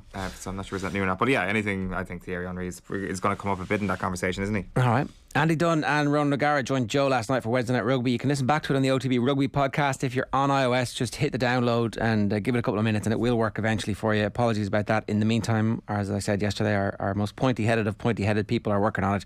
You can watch back on our YouTube channel, of course. Let's hear from Ronan O'Gara. He wasn't letting us get carried away after the All Blacks win. We can step back for a second and just talk amongst ourselves here. Based on that level of performance now, this looks really promising for this Irish team. I would disagree completely with you, because I think this game on Sunday will be completely different, because you're going to be up against a dogged, difficult Argentinian team. It's over, the game at the weekend, and that's what happens nowadays, Joe. It's parked, it's over. Like the 3 test series in the summer will be completely different to playing in November. It's the flip side of what happens here. New Zealand come to Ireland at the end of a long season, particularly long season this time. Ireland will go to New Zealand at the end of a long campaign in June, so the roles are reversed. You look at even the major, I suppose, difference for me was New Zealand looked stale or jaded. Ireland were absolutely buzzing with energy. They celebrated every little mini victory throughout the 80 minutes, and they won the battle of the body language, convincing. Yeah, it's Ronan O'Gara there. John Duggan, good morning to you. How are you doing, Gerrard? Yeah, very good. I think we need to enjoy beating the All Blacks. It took over 100 years. We've now beaten them 3 times. Have that extra scoop of ice cream. Have that chocolate bar. Have that additional drink. Enjoy yourselves. Life's short. Smell the flowers. Enjoy it. Donald Trump, I don't know if you ever heard that story. I always found a really funny story that at whatever meetings with dignitaries or dinners that Donald Trump would have an extra scoop of ice cream and nobody else would have one. So he deliberately had that extra scoop. He had a chocolate cream pie and he had 2 scoops of vanilla ice cream. Everybody else could only have 1. So have that extra scoop. It's quite a power play, isn't it? It is a power play, but it's very much wedded to the babyish narcissism of Donald Trump. I always found that kind of funny story. It's fairly indicative of who the man is, indeed. Yeah. Right, what's going on? Rory is flying.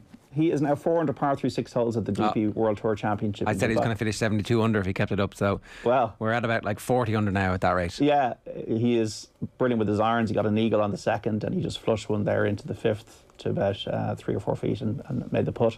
It's November. It's Rory's month. He's always great in November. Well, he's spoken before the tournament about the fact that he's working with Michael Bannon again, his coach since he's been 8 years of age. It seems like the Pete Cowan experiment has certainly dimmed. I know he's known Pete Cowan for a long time as well, since he was a teenager playing for Ireland. But it was all a few months ago about Pete Cowan being involved and maybe a change of coach. But Michael Bannon definitely seems to be now more primarily in the picture. Rory is very much an artist who does not filter his emotions. I think that's amazing, whether it's being against the Saudi back golf tour or not going to the Olympics or whatever reason he has for what he says. He doesn't really sugarcoat or filter things. I think that's refreshing. He's a man who needs to play with freedom, and he did that in Vegas after the emotion of the Ryder Cup, and he's doing that again today. So look, Rory is at his best when he is at his most free, but he does tend to zigzag a lot in terms of who he uses. I remember from a putting perspective, he used Dave Stockton for a while and won a major championship with him. Then he was with Brad Faxon recently.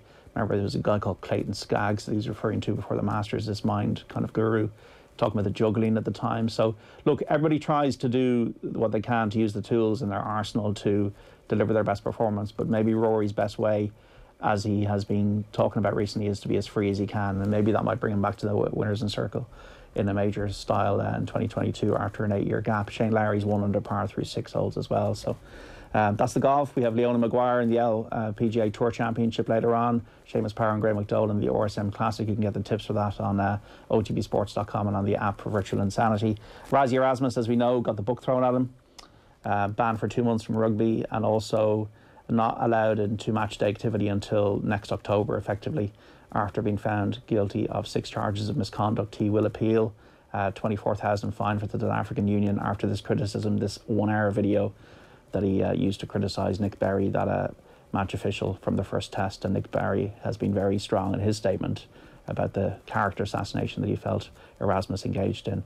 Obviously, he just was law unto himself, and he's now facing the law. Yeah, and Look, I made the point that justice delayed sometimes is justice denied. Would have been great if this had actually happened the week that he did it, and they're like, okay, yeah, right, grand, can't be doing that. 2 months and a year, off you go. But now it feels like, what's the point? What's he going to really miss? And then we all the back page stories about Paddy Bonner not being the kingmaker around Stephen Kenny and Stephen Kenny's new contract. As we know, this is dragging on a bit in the newspapers, and look, they've got to sell newsprint, and we got to talk about it. But Stephen Kenny's deal expires next summer, midway through the Nations League campaign, and there's going to be probably more airtime and print devoted to Stephen Kenny's contract, which I don't think is really necessary, because I think the two most important constituencies out there are the public and the players. And the public and the players, to me, seem clearly bought into what Stephen Kenny's been doing and the improvement that he's shown as manager of the Republic of Ireland team. Now, the FAI make the decision, that 12-strong board, that's good that you have checks and balances there now, and you have a 12-strong board. You don't have board capture and vulnerability to that as we would have had in the past. But also that new FAI board needs to prove itself just as much as Stephen Kenny needs to. And any kind of uncertainty that penetrates the atmosphere around Stephen Kenny over the coming months could only, in my view, be a destabilising force for the environment around the team, which is completely bought into what he's doing. If you listen to Seamus Coleman or Shane Duffy or Josh Cullen or Jason Knight, they're all behind the manager and what he's trying to do. So I do think he needs that certainty. I covered the entire 2005 campaign for the World Cup when Brian Kerr was manager, and there was a lot of uncertainty at the time over his deal. And I don't think that helped matters back then. And I do think that the FAI needs to give a bit of certainty around Stephen Kenny, because the most important constituencies are the players and the public, because it's the national team. This is not a club. And we saw what Steve Staunton, when they lost to Cyprus, or was it they lost to Cyprus in Dublin or drew with Cyprus in Dublin? You could see back then that everybody knew that was the end of it for Steve Staunton. Did Stephen Ireland not score a winner against Cyprus? Was that? It was an equaliser, wasn't it? Was it? Was it? It was a 1-1 draw, was it? Yeah. Well, yeah, okay, we lost 5-2. 5-2 was over there. Yeah. Not a great result. And you could tell back then that a change was on the way, because the fans were voting with their feet. They didn't turn up. We had a full house against Qatar and a full house against Portugal. So I think the evidence is there that there's a buy-in, and I think that needs to be listened to. Yeah. Should Packy have just given an opinion yesterday and been a bit stronger? Well, what is his opinion? We don't really know what his opinion is. If he'd given a strong opinion in favour of Stephen Kenny, would that have got negative press? No. You know what? If he'd said, these are my reservations. Yeah. These are the specific things that I have, and I'm going to have those conversations, because I'm in a position to, as a board member, to find out. And if I get answers to those, I'll be happy. But instead, it's like I'm not going to tell you anything because I know you're just looking for a headline. And the headlines come out and it's like, he refuses to... Well, maybe he's sensitive of the fact that he is the football person on that board, and maybe he doesn't want a narrative to go out there that he has more influence in the situation than he does. I mean, fair enough, he is the football person, but you would assume that everybody else on the board is actually going to take their responsibility as an individual seriously, and not just take you're telling us what to do here, because that might be one of the problems that we had with previous boards, where there was a very strong, you're going to tell us what to do on this matter. Like, one thing I always also say about the national team, would you guys agree that the national brand under Stephen Kenny is good? Yes. I would say so. There's a shirt sponsor that we need. The FAI need commercial revenue. That's why Jonathan Hill, who's got an expertise in this, is there. We saw it with the women's team. The women's team brand it's fresh. It's in a great place at the moment. And we've got these 2 games coming up. They've got Sky on board, Cadbury on board. Everybody wants to be part of it. It's growing. And I think the same thing is with the men's team. Like Ogbene scoring the other day. The great story about his inclusion in the team and the way he's come into the fray, the first African-born player to play for the Republic of Ireland. So I think that there's a positivity and a feel-good, and if all the fans are going over to Luxembourg and singing Winter Wonderland and you're getting these sell-out games... And what we're talking about now is we're going to give Kenny a 2-month extension to his contract after that. That is not listening to the public and the players. And you know what? I was saying, like, I don't know if you all saw Liam Brady on the Late Late Show, where he was like, taxi driver was saying to me, where's he going to go? Manchester United. Like, well, maybe Stephen Kenny will tell Ireland to go screw themselves if they only offer him a 2-month, because that's what he should do. He should say no. You want me? No, you don't want me. It's your choice. I think that it would be unhelpful for us to get into this sphere around Stephen Kenny, because what it'll do is it'll just create uncertainty. We're still, as I said the other day, in a little bit of a fragile position with the team, because the quality that we have at our disposal is not as good as it could be, but through nobody's fault, right? therefore, it's a delicate situation for us trying to improve under Anthony Barry, Stephen Kenny and Keith Andrews. That is a situation you need to treat with kid gloves. And you can't destabilise it by having, well, is he going to be here next week, or is he going to be gone by next summer? And then we've got to get a new manager in and new philosophy and new style. And what would that be? What, trying to qualify for the Euros in a pragmatic, functional fashion? And then there's no real kind of long-term plan for USA 2026. No, we don't want that. Right. So therefore, that's your answer. Good stuff, John. Thanks very much for that. John will be back with you obviously on Saturday afternoon from 1 p.m. till 5 p.m. on Off the Ball on News Talk. Is 8:54 this morning. Of course, you can read his column Virtual Insanity on the OTB Sports app right now. OTB AM is live with Gillette. Good morning. Start with Gillette. Put your best face forward with our new and improved razors. But actually what I'm supposed to say is proud sponsors of Movember. Gentlemen, let's mow. We are. I mean, how could I forget? Right, this weekend it is Steven Gerrard's Aston Villa debut as manager, obviously. And I'm delighted to say it is Ty Bracey's OTB AM debut this morning to talk about this. Ty, good morning to you. How are you? Good morning. How are you? Thanks for having me on. So, what's your level of excitement about this? Are you like super excited to see exactly what happens? Are you feeling a little bit of separation anxiety from the Villa fan who was just the manager, who's now going to be in the dugout against us in a couple of weeks' time? What are you thinking? I mean, it started off a bit, after it took a lot to sink in to come to the conclusion, that Dean was actually gone. Whether it was a bit premature or not, it depends on who you ask. I understand both sides of the story. There's people who say it was the right time, and then people who say he should have been given more time based on things that had happened over the last 3 years. But the more I thought about Steven Gerrard being in charge, the more I got used to it, the more I got excited about it. And he has said in his interviews, he speaks very, very passionately in his interviews. He's a very no-nonsense type of coach. And I'm really excited to see him bring that to Villa Park. So for me personally, I'm really excited to have him on board, yeah. I'm still to be won over a little bit, but I guess one of the things that's in the plus column from Gerrard's perspective is that he seems to have turned down the Newcastle gig. Whether or not he was realistically being considered for it, you would say he probably was, given that they ended up with their third choice, it looks like. So the fact that he turned that down means that he wasn't just looking for any job in the Premier League, and means that he wanted to take something seriously, and obviously sees that there's an opportunity here at Villa to take it seriously. There is that nagging concern about the Liverpool job being constantly spoken about with regards to Gerrard over the next while, and I don't know how to make an accommodation with that, Ty. A lot of people have asked me this question, and it's a tough one really, and I think Jamie Carragher had said it outright last week that Aston Villa is no stepping stone club. And I do strongly believe that. Whether he ends up at Liverpool one day as a coach, maybe, but right now he needs to prove himself in the Premier League at the highest level. And he's coming in meaning business. And back to your comment on the Newcastle gig, Aston Villa Football Club as a whole is a huge package, so you have to take into consideration our youth setup. Newcastle don't have a youth setup like us. They haven't invested millions and millions in their youth products. And, we have so much talent coming through the ranks. And that's an exciting time, especially under Steven Gerrard, because he's one of the greatest Premier League players of all time. So he's going to have that pulling power with the youngsters to bring down to Villa Park for the ones who are in the younger years. But I think he will end up at Liverpool eventually, but again, it's one of those things. I don't think it will happen until he proves himself at the highest level, and I think that's really important. I think he needs to. He's listened to the owner's plan, and he's got to take it on board. And if he doesn't succeed, then he'll end up with the same path as Dean Smith, unfortunately. So he's got a lot to prove for himself and for Aston Villa. So I'm excited for it. Ty, tell me a little bit about what the transfer system is at Villa, because it felt like the last manager ended up with too many forwards and not quite the type of players that he wanted to play, and then what that resulted in him trying to shoehorn everybody into the team, the formation changing very regularly, and the settled team didn't ever emerge. And in the end, that might have done for him. So, is there a transfer committee?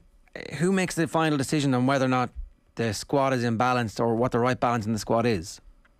as far as I'm aware, it falls on Johan Long, and who's in charge of recruitment.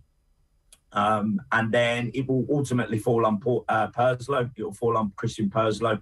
It'll be between those two, I would say. I would say that Dean Smith would have had a say in the transfers to some point, to some extent. But, you know, we've losing Jack Grealish in the summer. It was one of those things. How do you replace a £100 million player who's your club captain, supports Aston Villa? It's not possible. So there was always going to be teething issues at the start of this season without Jack, and we were a substantially better team with Jack in there. The issue with the forwards is, I mean, it's a nice position to be in, but we essentially had too many strikers. We used to play a 4-3-3 system, and we had Ollie Watkins and Danny Ings who both want to play in the middle. So it caused all kinds of problems. So to get a system in with two up the top, they have to change things. If they want to keep the players happy, they have to change things. And I don't think Ollie Watkins would have gone back on the left wing. I think Steven Gerrard will stick to a 4-3-3. I think that seems to be his style of play from a little bit of research that I've done on the system that he played at Rangers.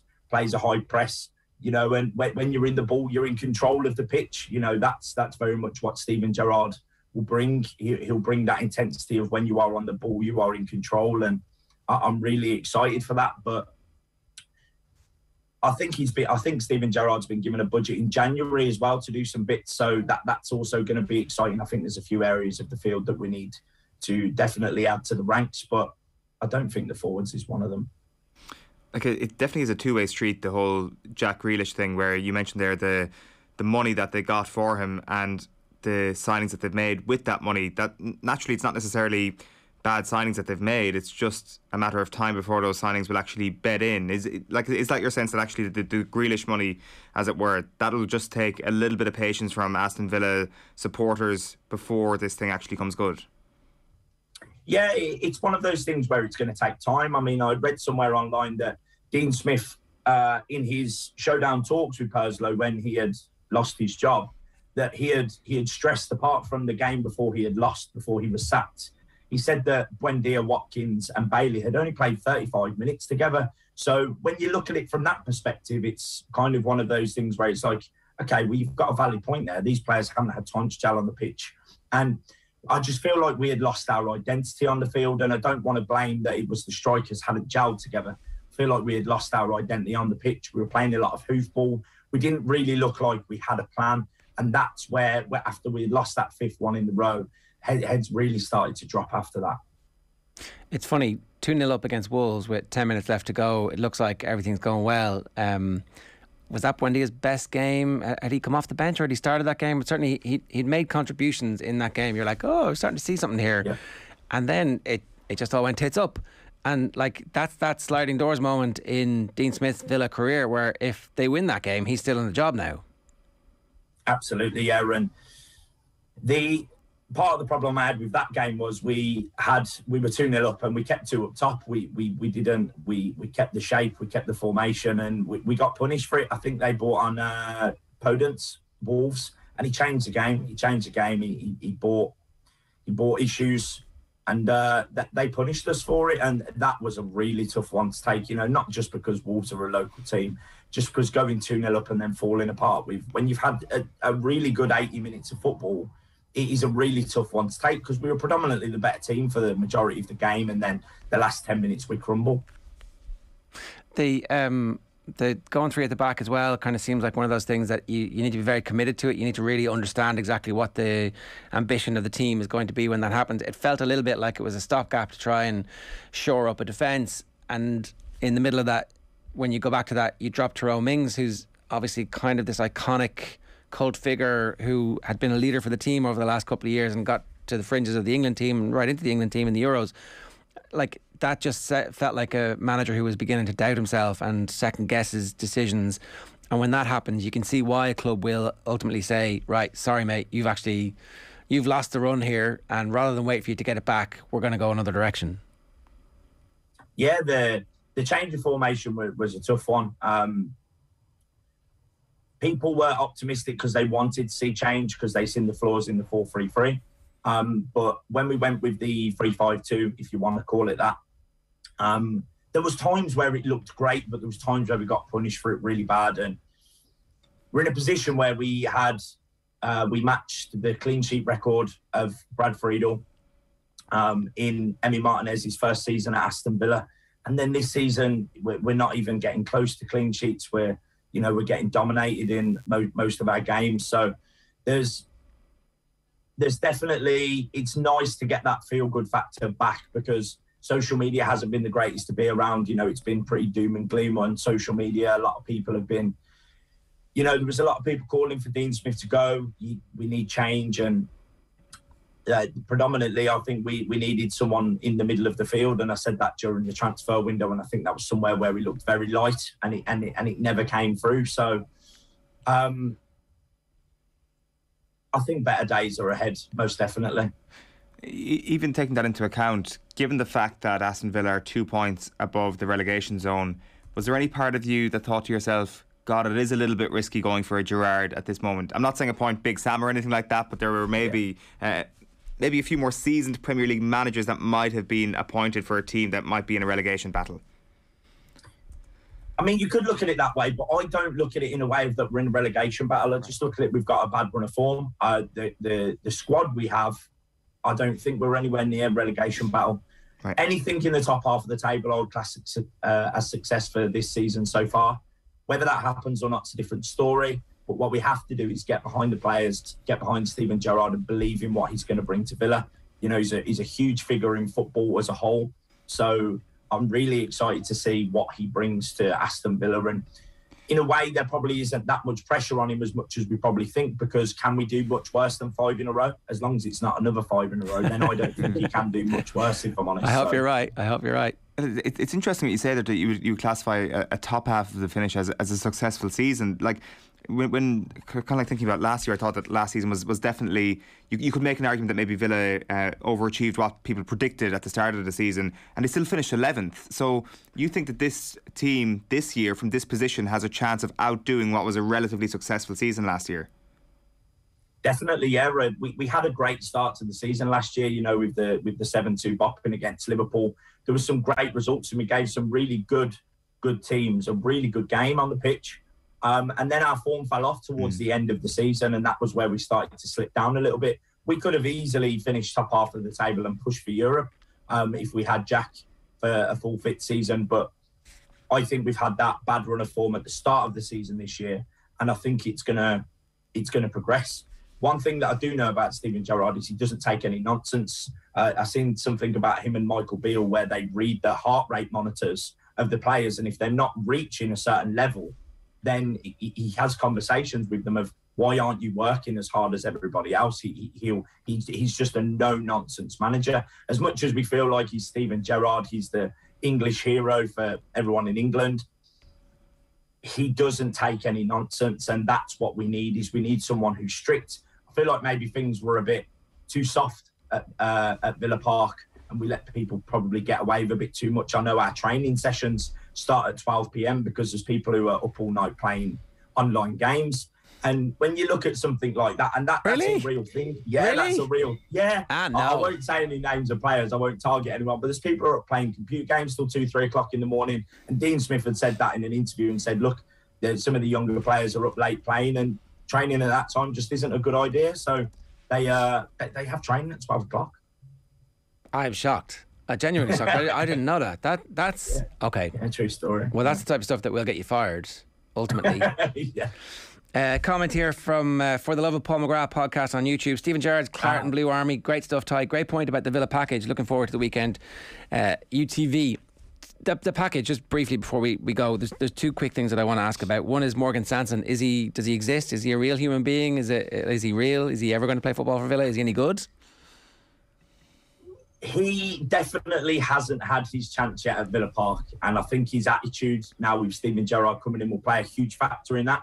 Got a chance for a clean slate. He's had some bad luck with injuries, which isn't his fault, and then he's had COVID recently as well. So I'd definitely like to see him be given a shot. Whether he turns out to be the player that we wanted in terms of what he'll bring to Villa, I don't know. But I'm willing to take that risk. Give him 90 minutes. Give him a few games. Let's see what he's got. Let's see what his game is. Give him a chance. You know, if Steven Gerrard wants to do some business in the middle of the field in January, that's fine. But let's explore the options within the club first and see where you really are sure. The second question was just... look, I'd love to see him play to see if he's any good or not, because it looked like the reputation was excellent and the track record was excellent and the stats were really good, so maybe he can cut it now. The other thing is that just that package, can you explain to people who are kind of unfamiliar, Villa's youth system is very famous and storied, and it looks like the crop of youngsters coming through are excellent. What's realistic in terms of how many of them actually make it to the first team for Villa, as opposed to, you know, loads of these young kids have come through Villa, got 1 or 2 games and then ended up having great careers for other teams. What's your instinct about what's going on now? There's a huge buzz around that, and when you invest your time in it and you realise of how much we are investing in it, it's a very exciting prospect. You know, we've got the Chukwuemeka brothers who have come from Northampton. We had a player play in the FA Cup game last night for Stockport, who were 3-2 down in the 85th minute and went on to win it in extra time 5-3. A Villa player come on and change the game. You got Brad Young, who's a huge talent, reminds me of a young Jamie Vardy. You got Louis Barry, who's on loan at Ipswich, again brings. He's going to be a great talent. You know, he scored in the FA Cup against Liverpool when that COVID bout happened and we had no players and we had to play the young ones in the FA Cup.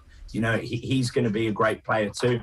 There's just a real good feel good factor around that element. Is we're investing in the younger players and we're showing that we have the best facilities and the best youth players in English football, and that's what it's all about. Is we're not just planning for now, we're planning for the future as well. And you can see that that's the owners' plans as well, is that they just want to make Aston Villa as a whole, you know, they want to maybe relive some of the moments that we've had in history. But whether all of the players will not make it, who knows? But there's definitely some in there that are pushing. You know, you've got Jaden Philogene-Badace, who's pushing through now. You've also got Carney Chukwuemeka, he's also pushing through. You got Kane Kesler-Hayden. I think you'll see a few appearances from him in a few cup runs next year. There's just a lot to look forward to in terms of the youth prospects. Yeah, and if Steven Gerrard can get that right, then he will be a success. And look, ultimately, if he's going to get the Liverpool job, it's because he's done a really good job at Villa, and that's the way I think that we need to look at this as Villa fans. Ty, I've got to say, if Stevie G's debut is anywhere near as good as yours, it's going to be great. Thanks a million for joining us. Cheers. Thanks for having us. Cheers, guys. It's Ty Bracey there. You should check out his podcast if you're a Villa fan. It's called Villa Spaces, and you can follow him on Twitter. You could be one of the big Villa accounts. So OTBAM live with Gillette, proud sponsors of Movember. Gentlemen, let's mow. I'm excited now. I've changed my mind. About your moustache or about Aston Villa? I mean, both, obviously. They're kind of similar levels of importance. Just for like any radio listeners, Joe was like kind of like massaging his facial hair while saying I'm excited now, so that's why I was a little bit confused. Why not be excited? It's true. Your alternative in life is to be excited or not. No, yeah, like I know. Glass is half empty or slowly diminishing. The air is coming out of the bubble. We're all dying. Yeah. The world is hurtling towards it. Inglorious fire. What are we going to do? Death is a certainty. Yeah, we might as well enjoy the last few moments. I'm sorry for puncturing your happiness there by suggesting that Aston Villa might be in a relegation battle, but the tables don't lie at the moment, and I think there's enough. Like, it's going to be a very, very fun end to this season, I suspect, in terms of this relegation battle. There's a possibility he's not a good manager. There's a possibility he's just rubbish. Like, that's again, the range of outcomes here is massive. Like himself, Ranieri, Howe, there could be a nice little sort of clown car race at the end of the season there. Like, I mean, all three could stay up and everything would be fine, but there's just I like the look of this relegation battle this season, and like, I mean, Leeds just being sucked in there. I think Brentford could get sucked in eventually as well. I know that they've had a couple of bad results and maybe they've underperformed a little bit results wise, and maybe they'll shoot back up, but I think I'm liking the look at the bottom of the table right now, and I think Villa could be in that mix. I think you're right about Brentford. I think that there's we're blahing them into no, they're safe now because they played well, but that's what happens with these teams sometimes. So yeah, in fairness, I do think that their results, maybe the last couple of weeks, they'll have been like, I mean, the Norwich result was like a bit of a calamity for them. They had far more of the ball, a lot more shots in them, and maybe it was a bit of an aberration. And then they got out footballed by Burnley, which is never a good thing. Burnley were full value for that win, really. Dora the Explorer on YouTube says, 100% agree with Rog. We nearly lost the run of ourselves after Japan backslapping ourselves, calling it outstanding. Beating the All Blacks was brilliant, but it's a good sign and much work ahead. How much of a puncture will it be if Argentina beat us this weekend? It will be a puncture, because I think that you got to keep this momentum rolling a little bit, and if you're going to read into an autumn fixture against New Zealand, then you got to read into an autumn fixture against Argentina. Just like had they been beaten by Japan or had the performance been sluggish against Japan, there would have been natural questions. Like an overreaction culture, it does focus on the negatives as well as the positives. So if there's any fear out there that there has been an overreaction positively to Ireland beating the All Blacks, and you can be sure there will be just as much of a reaction coming back should Ireland disappoint against Argentina on Sunday. So yes, I think that it will puncture things. Is it actually a good kick at the hole for us all? For us all as sports fans, do we deserve that or not? Yeah, as fans we do. We definitely like. What if we actually hammer them and we're brilliant and it's like this is the birth of a new era? Then as Irish rugby fans, you probably need to realise that karma is coming for you at some point or another. All right, okay. Here's what's coming up on OTB Sports Radio today. At 1 o'clock, OTB Gold is Manu Petit. The Koi Gig Pod at 3 o'clock. Our retro panel is on leadership at 4 o'clock. OTB Gold is inside Pádraig Harrington's gaff. And live tonight from 7, Nathan and John Giles looking back on last week's football. If you want to hear that, make sure you tune into OTB Sports Radio across the day. Now, up next, Phil Egan is talking Premier League, and we've got the very latest ahead of the College Football Classic as well. OTB AM. This is OTB Sports Radio. He's a Lion, he's a Grand Slam winner, he's Ireland's leading try scorer, and now you can hear him first, exclusively on the OTB Sports app. One of my abiding memories is having my cut opened up again as I got hit by the trophy in coppers on the dance floor. Join Brian O'Driscoll for the best insight and analysis this rugby season. We haven't had the usual kind of grenades from Gats, that's gone, so we're creating them ourselves. Get the jump on everyone else. Download the OTB Sports app and turn on notifications now. And then if we do it long enough, like we envision, we can see the benefits and the momentum that builds each time. It's a real snowball, and we've got facts to back that up, right? In 1996, when Notre Dame and Navy played, we had 16,000 Americans in Ireland. When those same two teams were there in 2012, we had 35,000 Americans. Now those same two teams booked in 2020, there were 40,000 Americans. Now we had to cancel, but we're back in 23. And that's what we expect. And that tells the story better than we can ever tell it, right? Those are the facts. And you can look at where every ticket is purchased and a zip code tracking it and see that. That shows that when people go to Ireland, they have such a tremendous time, they want to go back. And they tell everybody who wasn't there, oh, you missed out on the best week of the year. And so then they come with them the next time. And then yet again, I mean, we were shocked. We were hopeful. But to see the numbers grow each time like that, really, as I said, it tells the story better than we ever could.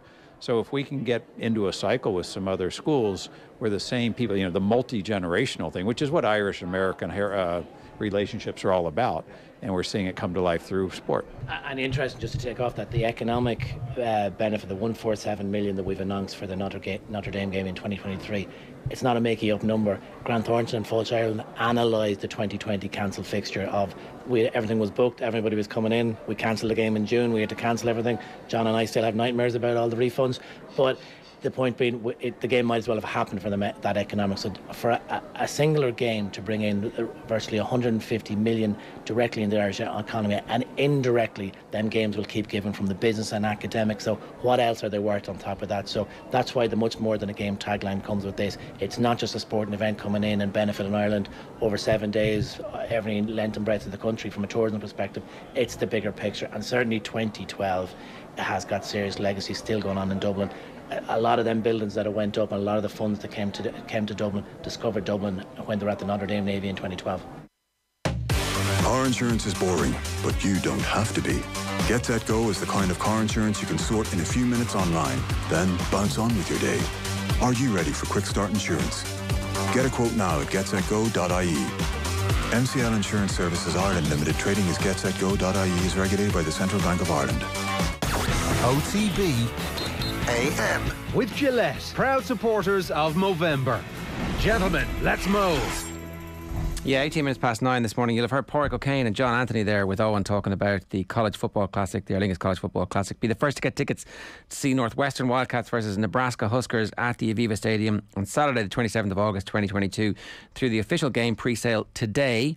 You can sign up to the Club Gridiron mailing list on otbsports.com/Club Gridiron, and that's a good Christmas present for anybody who's an American football fan in your family. Looking forward to that game. Yeah. Next summer, and then obviously there's the Notre Dame game. Then the year after that, I suspect that there's going to be a good few of the Nebraska contingent over here next summer for that. It looks like an unbelievable place. Obviously, the video we played, you came from Northwestern. We got to see that up close and personal. They're going to bring a huge amount of people. Everybody I was chatting to in the tailgate seems pretty excited to come on over. I just hope they all stick to their word. You know, they may have been a few cans of Four Loko deep, but they said they were going to come to Ireland for the game. So every single person in that video that I... and they'll all be staying with you. Yeah, there is... I've got 2 couches. So first people in... 2 couch Sheahan, eh? I mean, I've got many leather-bound books. I also have 2 sofas. Right. Phil Egan, I don't know if you can follow that, but welcome. It's nice to know that there's always the option there, Eoin. One is bigger than the other. The Premier League is back, right? And it seems like people are kind of sleeping a little bit on this for the last 24 or 48 hours because the international football window was good and took over, despite what Michael Eoin says, and took over everybody's thoughts. But luckily, Man United reminded us that all is well. The 5-a-sides are competitive and good, and there's young kids coming up, and they're happy to at least stand beside, if not kick, established team members of the first team squad who aren't good enough to play international football anymore. So all is well at Manchester United, right? Yeah, and that's where United are at, that they have their first team players available in training because their form has been so bad they've been left out of their international teams. So it'll be interesting to see. Yeah, the international break, it's almost it's pressed pause on the Premier League, but you're going to realise quick enough on Saturday afternoon how quickly things can just slip back into the pandemonium, because United obviously are always one bad result away from a disaster. Obviously Chelsea are the first up on Saturday at 12:30 against Leicester. Then you've got the Liverpool-Arsenal game. You also throw in Steven Gerrard's first game as Villa manager. Dean Smith gets Norwich up and running again, plays the team that actually got him the sack as Villa manager. And then Conte has his first Premier League home game as Spurs manager on Sunday. City in action on Sunday as well. I kind of expect City now to put the foot down. So yeah, it's the games are going to come thick and fast, obviously, and I think one thing that we're going to see over the weekend is just how things can move so quickly, whether it's another managerial casualty who's on the brink. There's only 11 games gone. It seems like a lot longer in terms of there's been so much, but it's very hard to tell even this early in the season who's the real deal. I'm kind of looking at that Liverpool-Arsenal game to see how good are Arsenal. Obviously didn't start the season very well, but had a few injuries, had a 6 points off the top.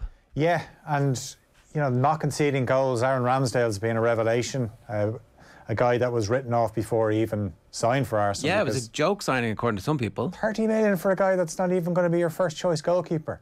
Well, he's the first choice goalkeeper now. He's played for England.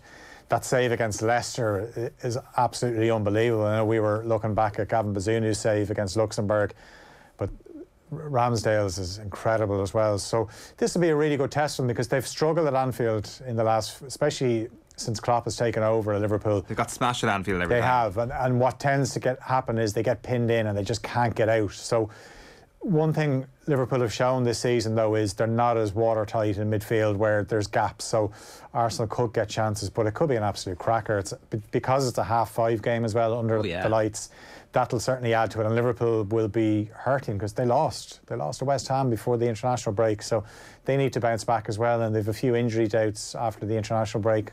Andy Robertson, looks like Henderson and Mane play, but they still are light in midfield, so that'll be one to watch. But Chelsea can go 6 points clear if they win that game against Leicester, and Leicester haven't been as good, but we know when they're good that they can cause anyone trouble. So Leicester are 12th, just cause, like we're still talking about the next Manchester United manager, and Brendan Rodgers is right there, and the job that he's done at Leicester has been so spectacular. He managed to take over a difficult scenario, win trophy, and continuously get them into European football, if not quite the Champions League. But this season they're actually genuinely struggling to reach the same levels that they were at. Yeah, they've been conceding too many goals, and Johnny Evans is back in now, but he was out injured for a while, and they obviously brought in Vestergaard from Southampton, who a lot of teams were looking at him for a while, but then as the games went on with Southampton, you could see that he does make quite a few errors. I wasn't impressed with him either at the Euros for Denmark. I thought,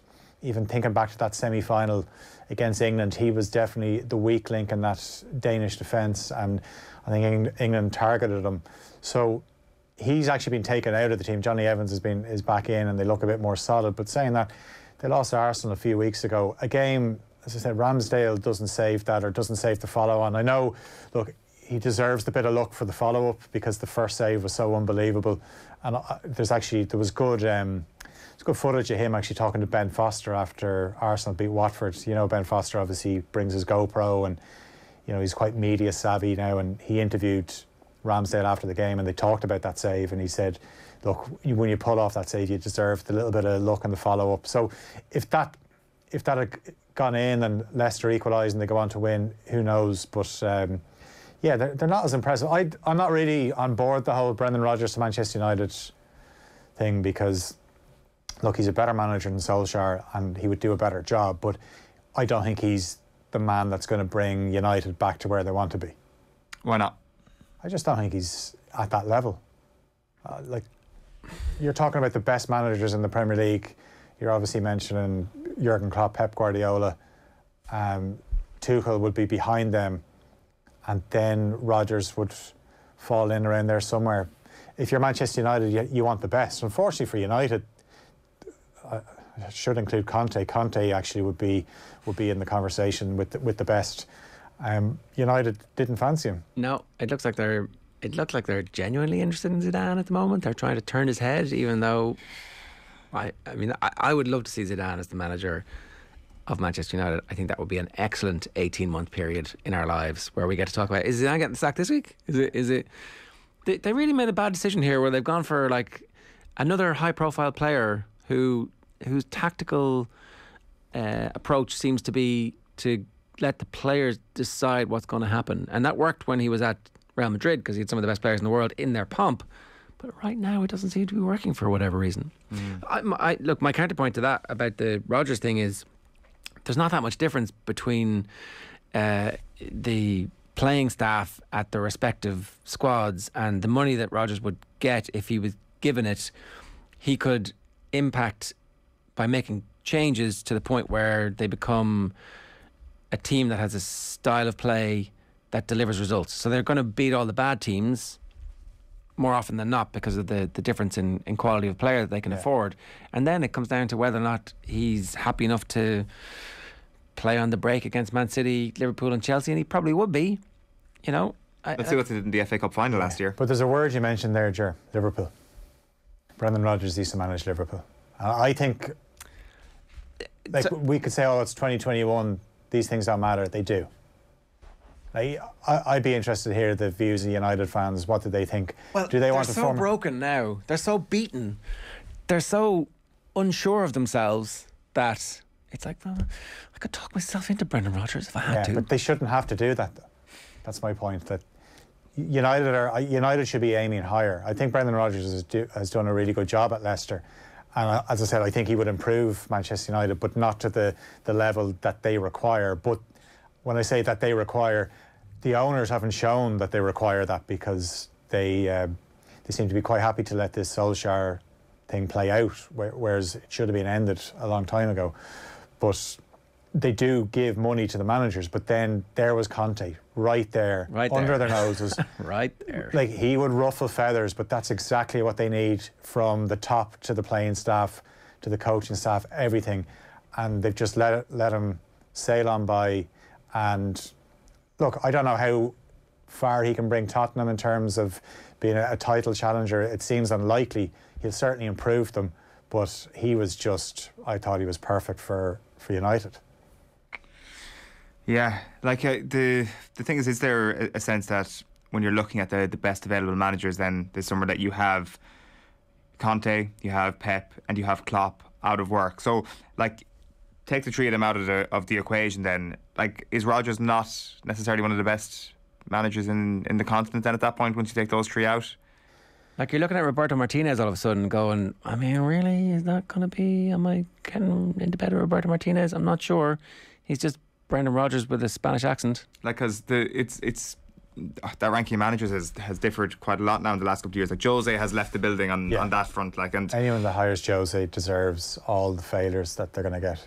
So like, what you're getting, I suppose, like, and I guess this supports your point. You know what you're getting with Brendan Rodgers. You know you're getting maybe a top 10 manager, like in Europe, one of Europe's top 10 managers potentially, or you can get someone who will potentially break into that top 3 or break into that top 4 as one of the top managers in the world, which is probably what is exciting a lot of Manchester United fans about Ten Hag. Not necessarily with what he's done so far, but because they see potential in him and what he's done as, like, okay, this guy could become one of the great managers. Yeah, and look, he's done a really good job at Ajax, and you think of some of the players that they've lost, and they look even stronger this season in the Champions League, and you wonder, like, obviously Tottenham were interested in him, but he signed a new contract with Ajax. You wonder how long it would take for him to implement his ideas at Manchester United, because Ajax don't lose many games. United, obviously, over the last few seasons have lost more than they should be losing. Now, obviously, they finished second last season, but they were never really in the title challenge, even though they were top early January. But no one genuinely believed that they could win the league. If Ten Hag comes in and they have a few bad results, then, like, patience runs thin very quickly. That's just the pressure of the job. It does, although they do have a track record of backing managers over a long period of time since Ferguson. They've given everybody, it seems like, more time. Maybe you could make a slight argument about Moyes. If Moyes had been given the opportunity to clear out the players quicker, who, I don't know, I mean, he did. Yeah, I think a problem Moyes had, though, is he just didn't talk the right game. And I know, like, it's only words, but they can be... You have to have the right noises coming out of what you say, and he lacked the self-confidence. Yeah, absolutely. And it's actually really refreshing to hear him now as the West Ham manager talking about, we can finish in the Champions League places, because that's where I thought he really let himself down as United manager. The reason he got the job was because Ferguson thought he was good enough to do it. So, something happened. Believe in yourself. Something did happen between him getting the job and actually taking the job and getting in there and just being overwhelmed by, that's Rooney and Rio and that group, and he couldn't just quite manage those first impressions as well are so key, and it sounds like he just didn't make the right impression with them from the start. I didn't think Carlo Ancelotti was that good at Everton, right? He had a good run at the start of the season, and he had a goal scorer who was scoring goals, but actually at the end his results weren't great. Would Carlo Ancelotti be the perfect Man United manager? Is that what we're talking about here? That there's just a weird super club thing where you've got to be able to talk crap to the board, make sure that the director of personnel is doing what you want to do, make sure that the superstar players are actually putting in at least a minimum of 70% effort all the time. Is that what they're like? Because I'd rather Brendan Rodgers than Ancelotti at this point. No, I would agree with you there, because Everton, pretty much the second half of last season, were awful to watch, and he might already have had an eye on another job. Who knows? Yeah.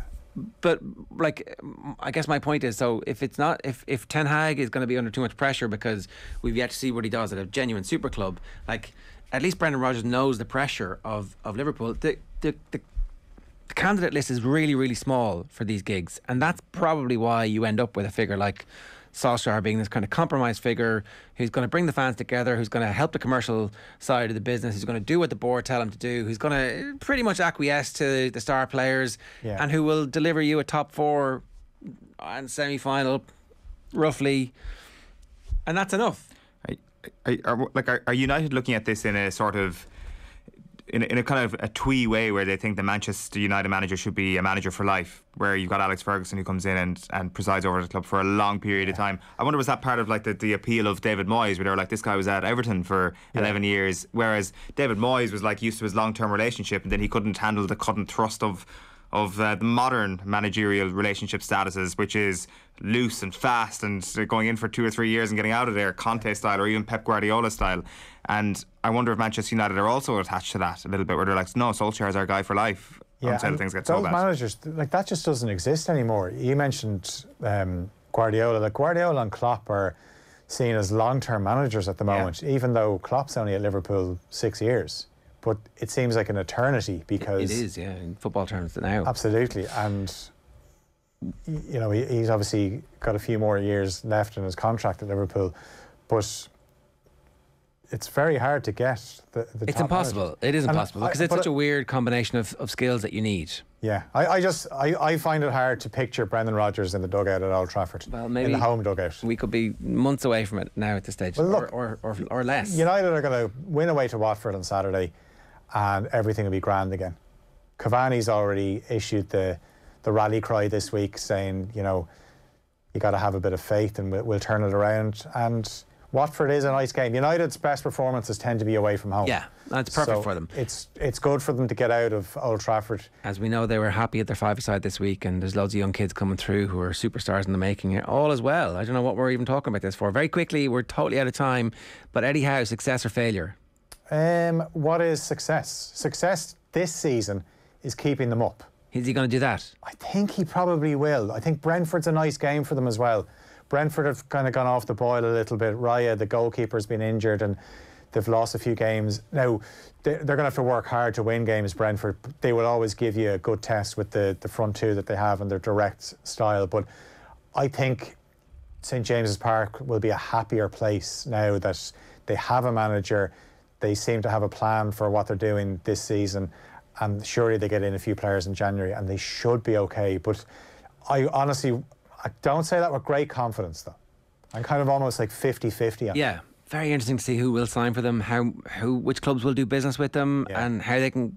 The Newcastle tax. Exactly. How much is that going to be worth? So let's wait and see. And look, maybe Eddie Howe knows intimately the best places to get players, and his recruitment is going to be far superior... Play Jeff Hendrick. ...than it was when he was signing... Build the team around Jeff Hendrick. Jordan Ibe. Didn't he sign Jordan Ibe? He would have done, I suppose, because he played for Bournemouth in the Premier League, and I was their manager in the Premier League for the entire thing. Right, Rory McIlroy has dropped a shot and is now only 5 under through 9, which is good enough for a share of the lead. He had the outright lead on 6 under through 8, but he's 5 under through 9, and it looks like he is doing pretty well at the moment. 6 under through 10. Fucking, that's all right. What? Apologies there for some fruity language. Very unparliamentary. Sorry. 9:36 this morning, OTB AM live with Gillette, proud sponsors of Movember. Gentlemen, let's mow. Phil, good stuff. Thanks very much for that. Tomorrow we have Adrian and Eoin live with Friday's OTB AM. Brian Fenton, Alan Quinlan, a crappy quiz and much more besides. The radio tab on OTB Sports app is the best place to listen. And if you hit subscribe on Off The Ball YouTube channel, you can watch us every day. Be sure to turn on notifications on both and you'll never miss it when we go live. Do I have time for 2 more comments from the show? Did I lose it? No, here it is here, right. I'm going back right to the start of this. Dara C, FYI, I won't be up early tomorrow morning, but already know it'll be no Gilroy, no party tomorrow morning. It's true. We might get you in for the quiz. Dara C says, a rudderless ship on a Friday, but still love the show, fellas.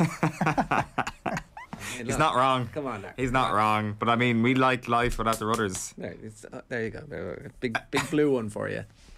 Thanks for that. I needed that. Right now, we're bringing you our piece with Kenyan athlete Joan Chalimo. If you miss any of it, the full podcast is available in the OTB highlights feed. And I've just checked, if you're using iOS, you can download, you can do it on Wi-Fi. You can set it up on the sports app to download only when you're in Wi-Fi. The streaming isn't working, but the downloading is. It takes ages, but we appreciate the effort that you're going to listen to our content, and we really appreciate that. So anyway, here's Joan speaking to Joe about the murder of her friend last month, the Kenyan Olympian Agnes Tirop. They've set up a foundation as well, so if you're interested in contributing to that, you can. You may find some of the content discussed in this interview pretty distressing. Now we're going to turn to a story which has gripped Kenya really and prompted a period of reflection and discussion across the country. We are talking about the murder last month of Agnes Tirop. So if you were watching, for instance, the 5,000 metre Olympic final in August, then you would have seen Agnes Tirop finish in 4th place. And last month in Germany, she broke the female 10k road race world record, 30 minutes 1 second to be exact. So she was the world record holder in the female 10k road race. Very much a star on the rise ahead of Paris in 2023. Agnes Tirop, 25 years of age. She was buried on her 26th birthday last month. She was found dead in the western town of Eoin, and that's a very popular training centre for elite athletes. Stab wounds and blunt trauma have been reported. Her husband was arrested as he attempted to flee the scene. Now, just today, as we record on Tuesday, the 16th of November, he has been charged with her murder. For more on all of this, we're joined by Joan Chilimo. Joan herself is a Kenyan long-distance runner, and she's also part of a newly formed group called Tirop Angels, and that was founded by Kenyan athletes and the Tirop family. Joan, it's great to have you on the show. Thanks so much for joining us. Thank you so much. So we might start with Agnes for a moment. You would have known Agnes, you would have trained together. Yes, Agnes was my friend. She was really close to me, and I knew her in 2012. And back in 2018, we trained together. That's where I did my personal best in half marathon. And later on, I was training for marathon, so we could not train together. But I knew her very well. She was my friend and very close to me. What kind of person was Agnes? She was a quiet girl, and always when you meet her, she was just smiling. And she did not talk. She was an introvert, I would say. Yes, and clearly a very talented athlete as well. Agnes was very talented because when she was still in primary school, she was very strong, and she competed to the national and even went abroad. And one funny thing is she was even running barefoot and winning races as she was very young athlete, and so she was very talented. This must have been an incredible shock when you heard the news. It was really tough for me because first I could not believe it, and it was very shocking because I was informed by my husband through a phone call, and I went to her house and confirmed, and I could just see her lying there down helplessly. And it was one of the sad moments in my life. It was the saddest day and the news ever I could just get. No, I can imagine. I did see a quote from Fiona Cheptu, who I'm sure you know as well, Joan. So she's a fellow competitor. She was second at the New York Marathon recently at the start of this month, November, and she said afterwards she had dedicated her run to Agnes, but she said there were no signs of abuse because she kept it to herself, and just knowing how she was murdered, the pain that she went through has really affected me. Were there any signs that there was something amiss in the relationship? No, with Agnes, with Viola first, she's my training partner and coached by my husband. So we train together most of the time, and we could even meet Agnes, but you could not know that she's being abused or she has problem, because as I told you, you could meet her. She was an introvert, quiet all the time and just smiling, and she could not say anything. You could not read anything from her face, you know. So it was very sad that she was suffering in silence, and she could not talk to anyone about what she was going through. That's why we have Tirop Angels now, that women can just come out and can speak, because many of them are suffering in silence and they have no one to talk to. Yes, so Tirop Angels, Agnes Tirop is obviously who we're talking about. So Tirop Angels, founded by Kenyan athletes and the Tirop family. Yes, it's founded by the family and Kenyan athletes. Mary Keitany, she was the London Marathon champion in New York. Me and Viola Lagat and Joan Gerrard and one of our friends, Caroline Chepkosgei. So that is the members, founders of Tirop Angels. What's been very striking, Joan, is that Agnes Tirop's death seems to have prompted a very large and public conversation in Kenya about the abuse of women generally across the country. Is that right? Yes, it's like Tirop's murder was like was like a wake-up call to everybody, because after what happened to her, many people have just come out and talked to me personally about what they have been going through. So it was very sad for Kenya, because she was a very good athlete. She represented the country, and also to the world, because she was just like 2 months ago breaking the world record. So her murder was really sad for everyone, and also I would say it was like an alarm, because now we are creating a movement, and we don't want any other Agnes and any other person to go through what she went through. We promised ourselves that what happened to her will never happen to any other woman in the world. That's why we have this movement. I was reading a piece in the New York Times, and it made for terrible reading, really. So it was just giving examples of, even in the last month in Kenya, there was Cynthia Makakoka, who was a student at a girls' soccer academy in Nairobi. She was raped and killed, and her body was dumped in a river as she went to see her family in Western Kenya. There was an Edith Muthoni who was trying to make it as an athlete. She was killed in central Kenya, and her boyfriend's been reprimanded. And then in the southwest of the country, just in the last month, a group of men cut a woman's throat with a machete, accused her of being a witch. And it does seem, according, for instance, to Human Rights Watch, the group in Nairobi, they said violence against women and girls in Kenya is of a pandemic proportions, and they said 45% of women between 15 and 49 report having experienced physical violence in Kenya. So this seems like this has been a significant problem for some time.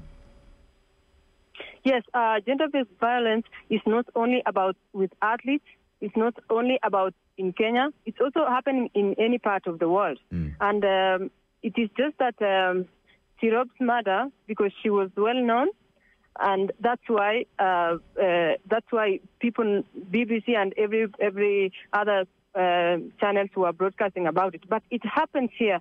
It happens to the poor women. It happens to those people who are not known. So gender-based violence in Kenya is very high, because as we speak, many women have been murdered and are suffering. So it's like almost every day, like 45% of women in Kenya go through gender-based violence. So it's not only about. I think that murder is what like a wake-up call, and people started speaking more about it. That's why we have this group, and we want women not only from athletics also, but any other woman suffering can just come out and speak up, because they live in fear of their husbands. They live in fear of the society, because they cannot speak. The society will judge them, and also our cultures, because you look that when we were growing up, violence was it's just like normal. People will laugh at you. People, when you are beaten, people will just talk about you. So many cannot come out, because they will be seen by the society like they are victims. So that's why they are fearing to speak up. Okay. And that's why this movement is going on. Okay. So that's a very difficult atmosphere to speak up in then. I didn't realise it was quite like that. Yes, as I told you, because of our cultures and because of and also because of our society, that people cannot just come out and speak up. But we just want to educate the young boys and the young girls, visit schools, so that they don't normalize, because it's kind of violence is normalized in our communities, And we also have to teach women their rights and human rights, that their place is not only in the kitchen and to have babies. The world has changed. We travel a lot. The world is changing. So they should know their rights. They should leave toxic marriages, those kind of stuff. Yes. And if and by the way, I think you make a very fair point when you say that gender-based violence is a worldwide problem. So I don't want to be unfair to Kenya here, but we're talking about Agnes Tirop and talking about Kenya, so we'll proceed on that basis that it is a worldwide problem. For a woman in a toxic relationship, as you say, Joan, who might want to leave, what options are available? for now, women who wants to leave the toxic relationship is very hard, because I live in Iten and there are no safe homes. There are no hotline numbers. So that's why they just stick to the relationship, and also because of so that's why we have this foundation, Tirops Angels. We really focus on building safe places and safe homes where, when they have problems in their marriages, they can run to. And also we have counselors where they can also talk to people who can just guide them on their mental health and how they will be okay without being in marriage, you know. But for now, I'm telling you, there is no place they can go. There is no safe homes where they can go, and that is one of our objectives. Okay. Because I did see in June of this year, before Agnes's death, the Kenyan government had launched a plan to end violence against women in 5 years. They have a 12-point plan. So I wonder to what extent they are trying, do you think? Right now, like I think from next week, we really thank the government, because it has really waking up on this gender-based violence issue. And it's not bad, but it's a bit slow what the government is doing. But we really hope that they will fasten it as possible, because there are more victims are coming out, and more murders women are being murdered. And we hope it will be quicker than we expect. But we do not want to wait. We say, how long should women be killed? So we are going to do our projects. As even we wait for the government, it will also be good for us and for women at large. And over the past couple of weeks, Joan, is this being talked about in the media in a big way in Kenya, on the television programmes, on the radio? Has this become a huge discussion point? It has not been very huge, to be honest, right. But internationally, yes, because I told you, it's like gender-based violence is just normalized, because we grew up seeing our neighbors fighting and people making jokes about it. So it's just something they just talked about 1 or 2 days, and that was it. It just happened for Tirop issue. When she was murdered, she was talked to for 2 weeks, because she was Agnes Tirop. She was known to the world. But there are other women who nobody knows them, and they are not being talked about. Yeah. Which is very dreadful and upsetting, I'm sure. And I know you were talking to my colleague Arthur in advance of our conversation, and there's no pressure, by the way, if you don't want to talk about yourself, but he mentioned that you had said you had been in a toxic relationship yourself, so you understand what so many women are going through in Kenya. Yes, me personally, I have healed now, so I'm not hurt anymore, and I think I can talk about my life, and that's why I'm really standing up for other women.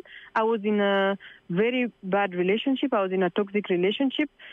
All my athletics earnings were taken away, and the guy is well known, and I was 1 month pregnant, and I was kicked out, and I could not do anything. I went to struggle by myself.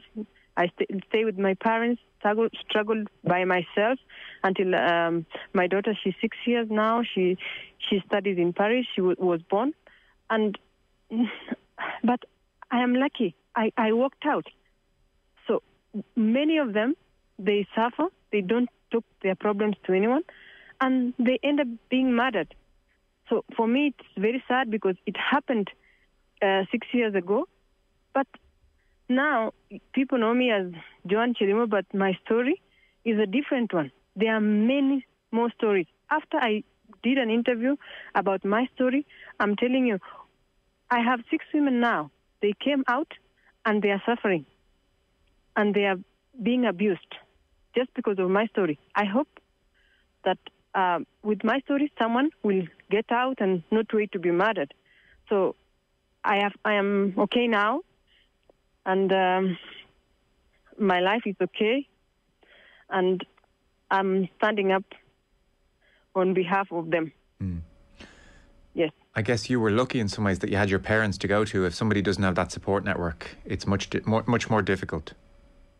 Yes, because the good thing with our culture is that when you go back to your parents, they can still support you.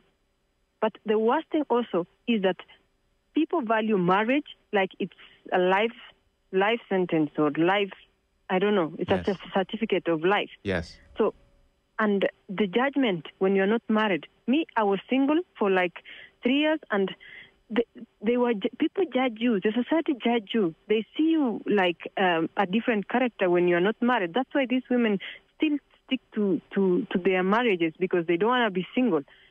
You know, so that is also another problem. But at least now they see me running in London, and they know that, oh, she walked out. They know my story, and that's why they're coming out and having conversations, and it's really good. I feel proud for me, because when people call me and tell me their problems, it's I feel proud, because I inspired someone with me walking out of my relationship. If Agnes would walk out, it could be a different story today.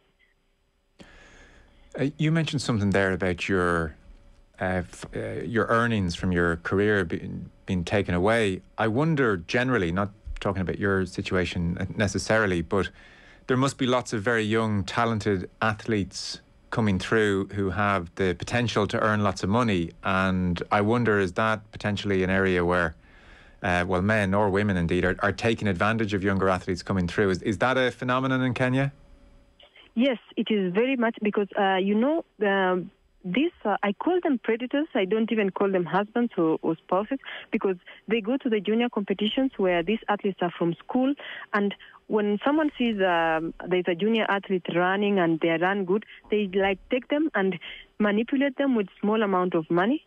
And because they are young, because they lack of education, they just get married, and then maybe because the guy or the partner gave him something like support in training, they just take all their earnings.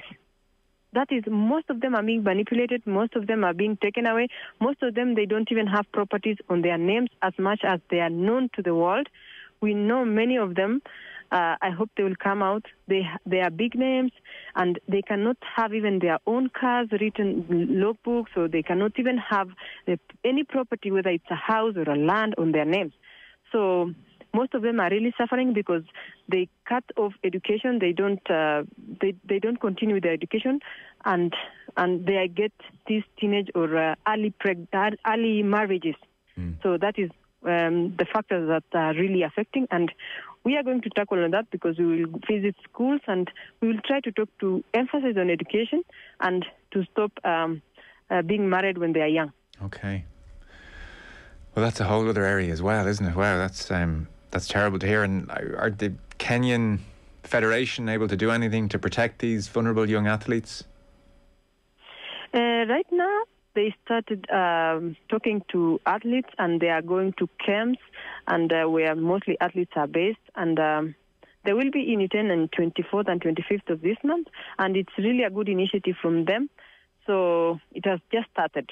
Okay. So you see, again, it was not there before, but Tirob's mother really raised a lot of alarm to the country and to everybody else. Okay. So this is the work that Tirob's Angels will hopefully embark on and continue. Yes, Tirob's Angels would really just. I was telling you, we'll just promote dialogue on equality, and also we'll just have the homes, like community for the victims. Yeah. Okay. And also, I told you about the educational sessions, for young men and women, and to teach even at least for respect, and men to boys to respect women, and relationship, and that they can walk away. Yeah. Okay. And teach women their rights. But mainly is to eradicate gender-based violence, and also for the memory of Agnes. So we want her memory to live with us. Well, Joan, thanks so much for coming on and telling us about all that again. Condolences to you and all concerned over Agnes. It's obviously a dreadful situation, and hopefully some good can come from it. It seems like you're doing great work there. So, Joan Chilimo, thanks so much for joining us on the line from Kenya. Thanks, Joan. Thank you so much. Thank you. That was Joan Chalimo there talking to us from Kenya about what's been happening in the weeks since Agnes Tirop's murder. If you haven't seen that story, it made international headlines. And naturally, I'm conscious you may have been affected by some of the topics covered in that conversation. So there is help out there. safeireland.ie is a good place to start. It's got contact details, numbers and websites for lots of support groups out there if you were affected by any of the conversation. This is a man who actually goes and sees sick children in hospital. This is a family man with 5 children who's a credit to his country and to his family. And I'm not going to listen to him being called a thug by you. I don't want to hear what... Hang on a second, no, don't misquote me. I said that was written. Why do you introduce this? Because I'm saying there's an alternative view. And whose view is it? That's the view that was... Whose view is it? In a column on the Sunday Times. Who's that column? By who? It's on the back page of the Sunday Times last Sunday. Look at it. And who wrote it? I can't remember his name. I'll tell you who wrote it. Who? I can remember his name. Rod Little. He's the guy who ran away and left his wife for a young one. At which point Bill says, Jesus, no. Eamon, no. You know in Question of Sport where they do Guess What Happens Next? Yeah. If at the time you had, for the million people watching, pressed pause when he said, I'll tell you who wrote it, Rod Little, and then put in what happened next. Yeah. Not one even close. No chance. No chance. But I mean... And Giles and Dunphy just didn't read. Just like, so Bill is like, oh Jesus. Giles and Dunphy are like, interesting. Oh wow, he's going there. I had forgotten that the Little was a part of this debate. Yeah, I always sort of assumed it was actually later. Bizarrely, but I don't know. I mean, clearly not. I mean, the facts are there, but it's a memorable piece of work. I assume Little was asked to respond to this at some stage, was he? Oh, well, he was on... It was funny, he spoke the last year or two. When... It was funny because I was working with Gavin Cooney at the time at Balls.ie when Dunphy stepped down from the panel, or was stepped down, whichever way it went. That was it. Gavin reached out to Rod Little and spoke to him about it. Who I think, to be honest, was... What was the line? He was proud to say he was still with the young one. Oh, well, there you go. Happy ending. There's your headline. I have a vague memory of Rod Little on Liveline as well. When Eamon stepped down as almost to pay tribute and say, listen, I'm not part an of Irish football shit show if you don't end up on Liveline, Joe. I'm part of the That's when you know you've made it. Can you imagine, though, and it's like what made Bill O'Hurley so amazing, that panel, I mean, you're talking about 3 alphas. And Dunphy, I mean, I guess he's somewhere around his peak there. I mean, well, he had a long peak, to be fair. He's rather extraordinary. What a force of nature to be on a panel with. Can you imagine trying to think straight with all that coming at you? Yeah, no, it is true. Like, it's like, I have to deal with you. I haven't. And it's hard enough. It's hard enough, really. Okay, but like it's definitely unbelievable skill to sort of respond, because as you know, if someone says something quite inflammatory, your line and response is really, really important. You know, your instant, because if you let that run too far, as you know, you end up sort of charged for facilitating it too much. Yes. You know, and that's. But equally, you don't want to be Mr. Oh, you can't say that. You can't say that, and you shut it down. You shut it down, and it's gone. When you know, when presumably he knows this is a brilliant debate, so let's keep this rolling. This is one of the greatest examples of about 3 times he said, "No, you just can't say that," and yet this thing still you can't say that blossomed. But maybe let's just it's genius. Let's say something else. You know what I mean, like OTB AM with Gillette, proud supporters of Movember. Gentlemen, let's move.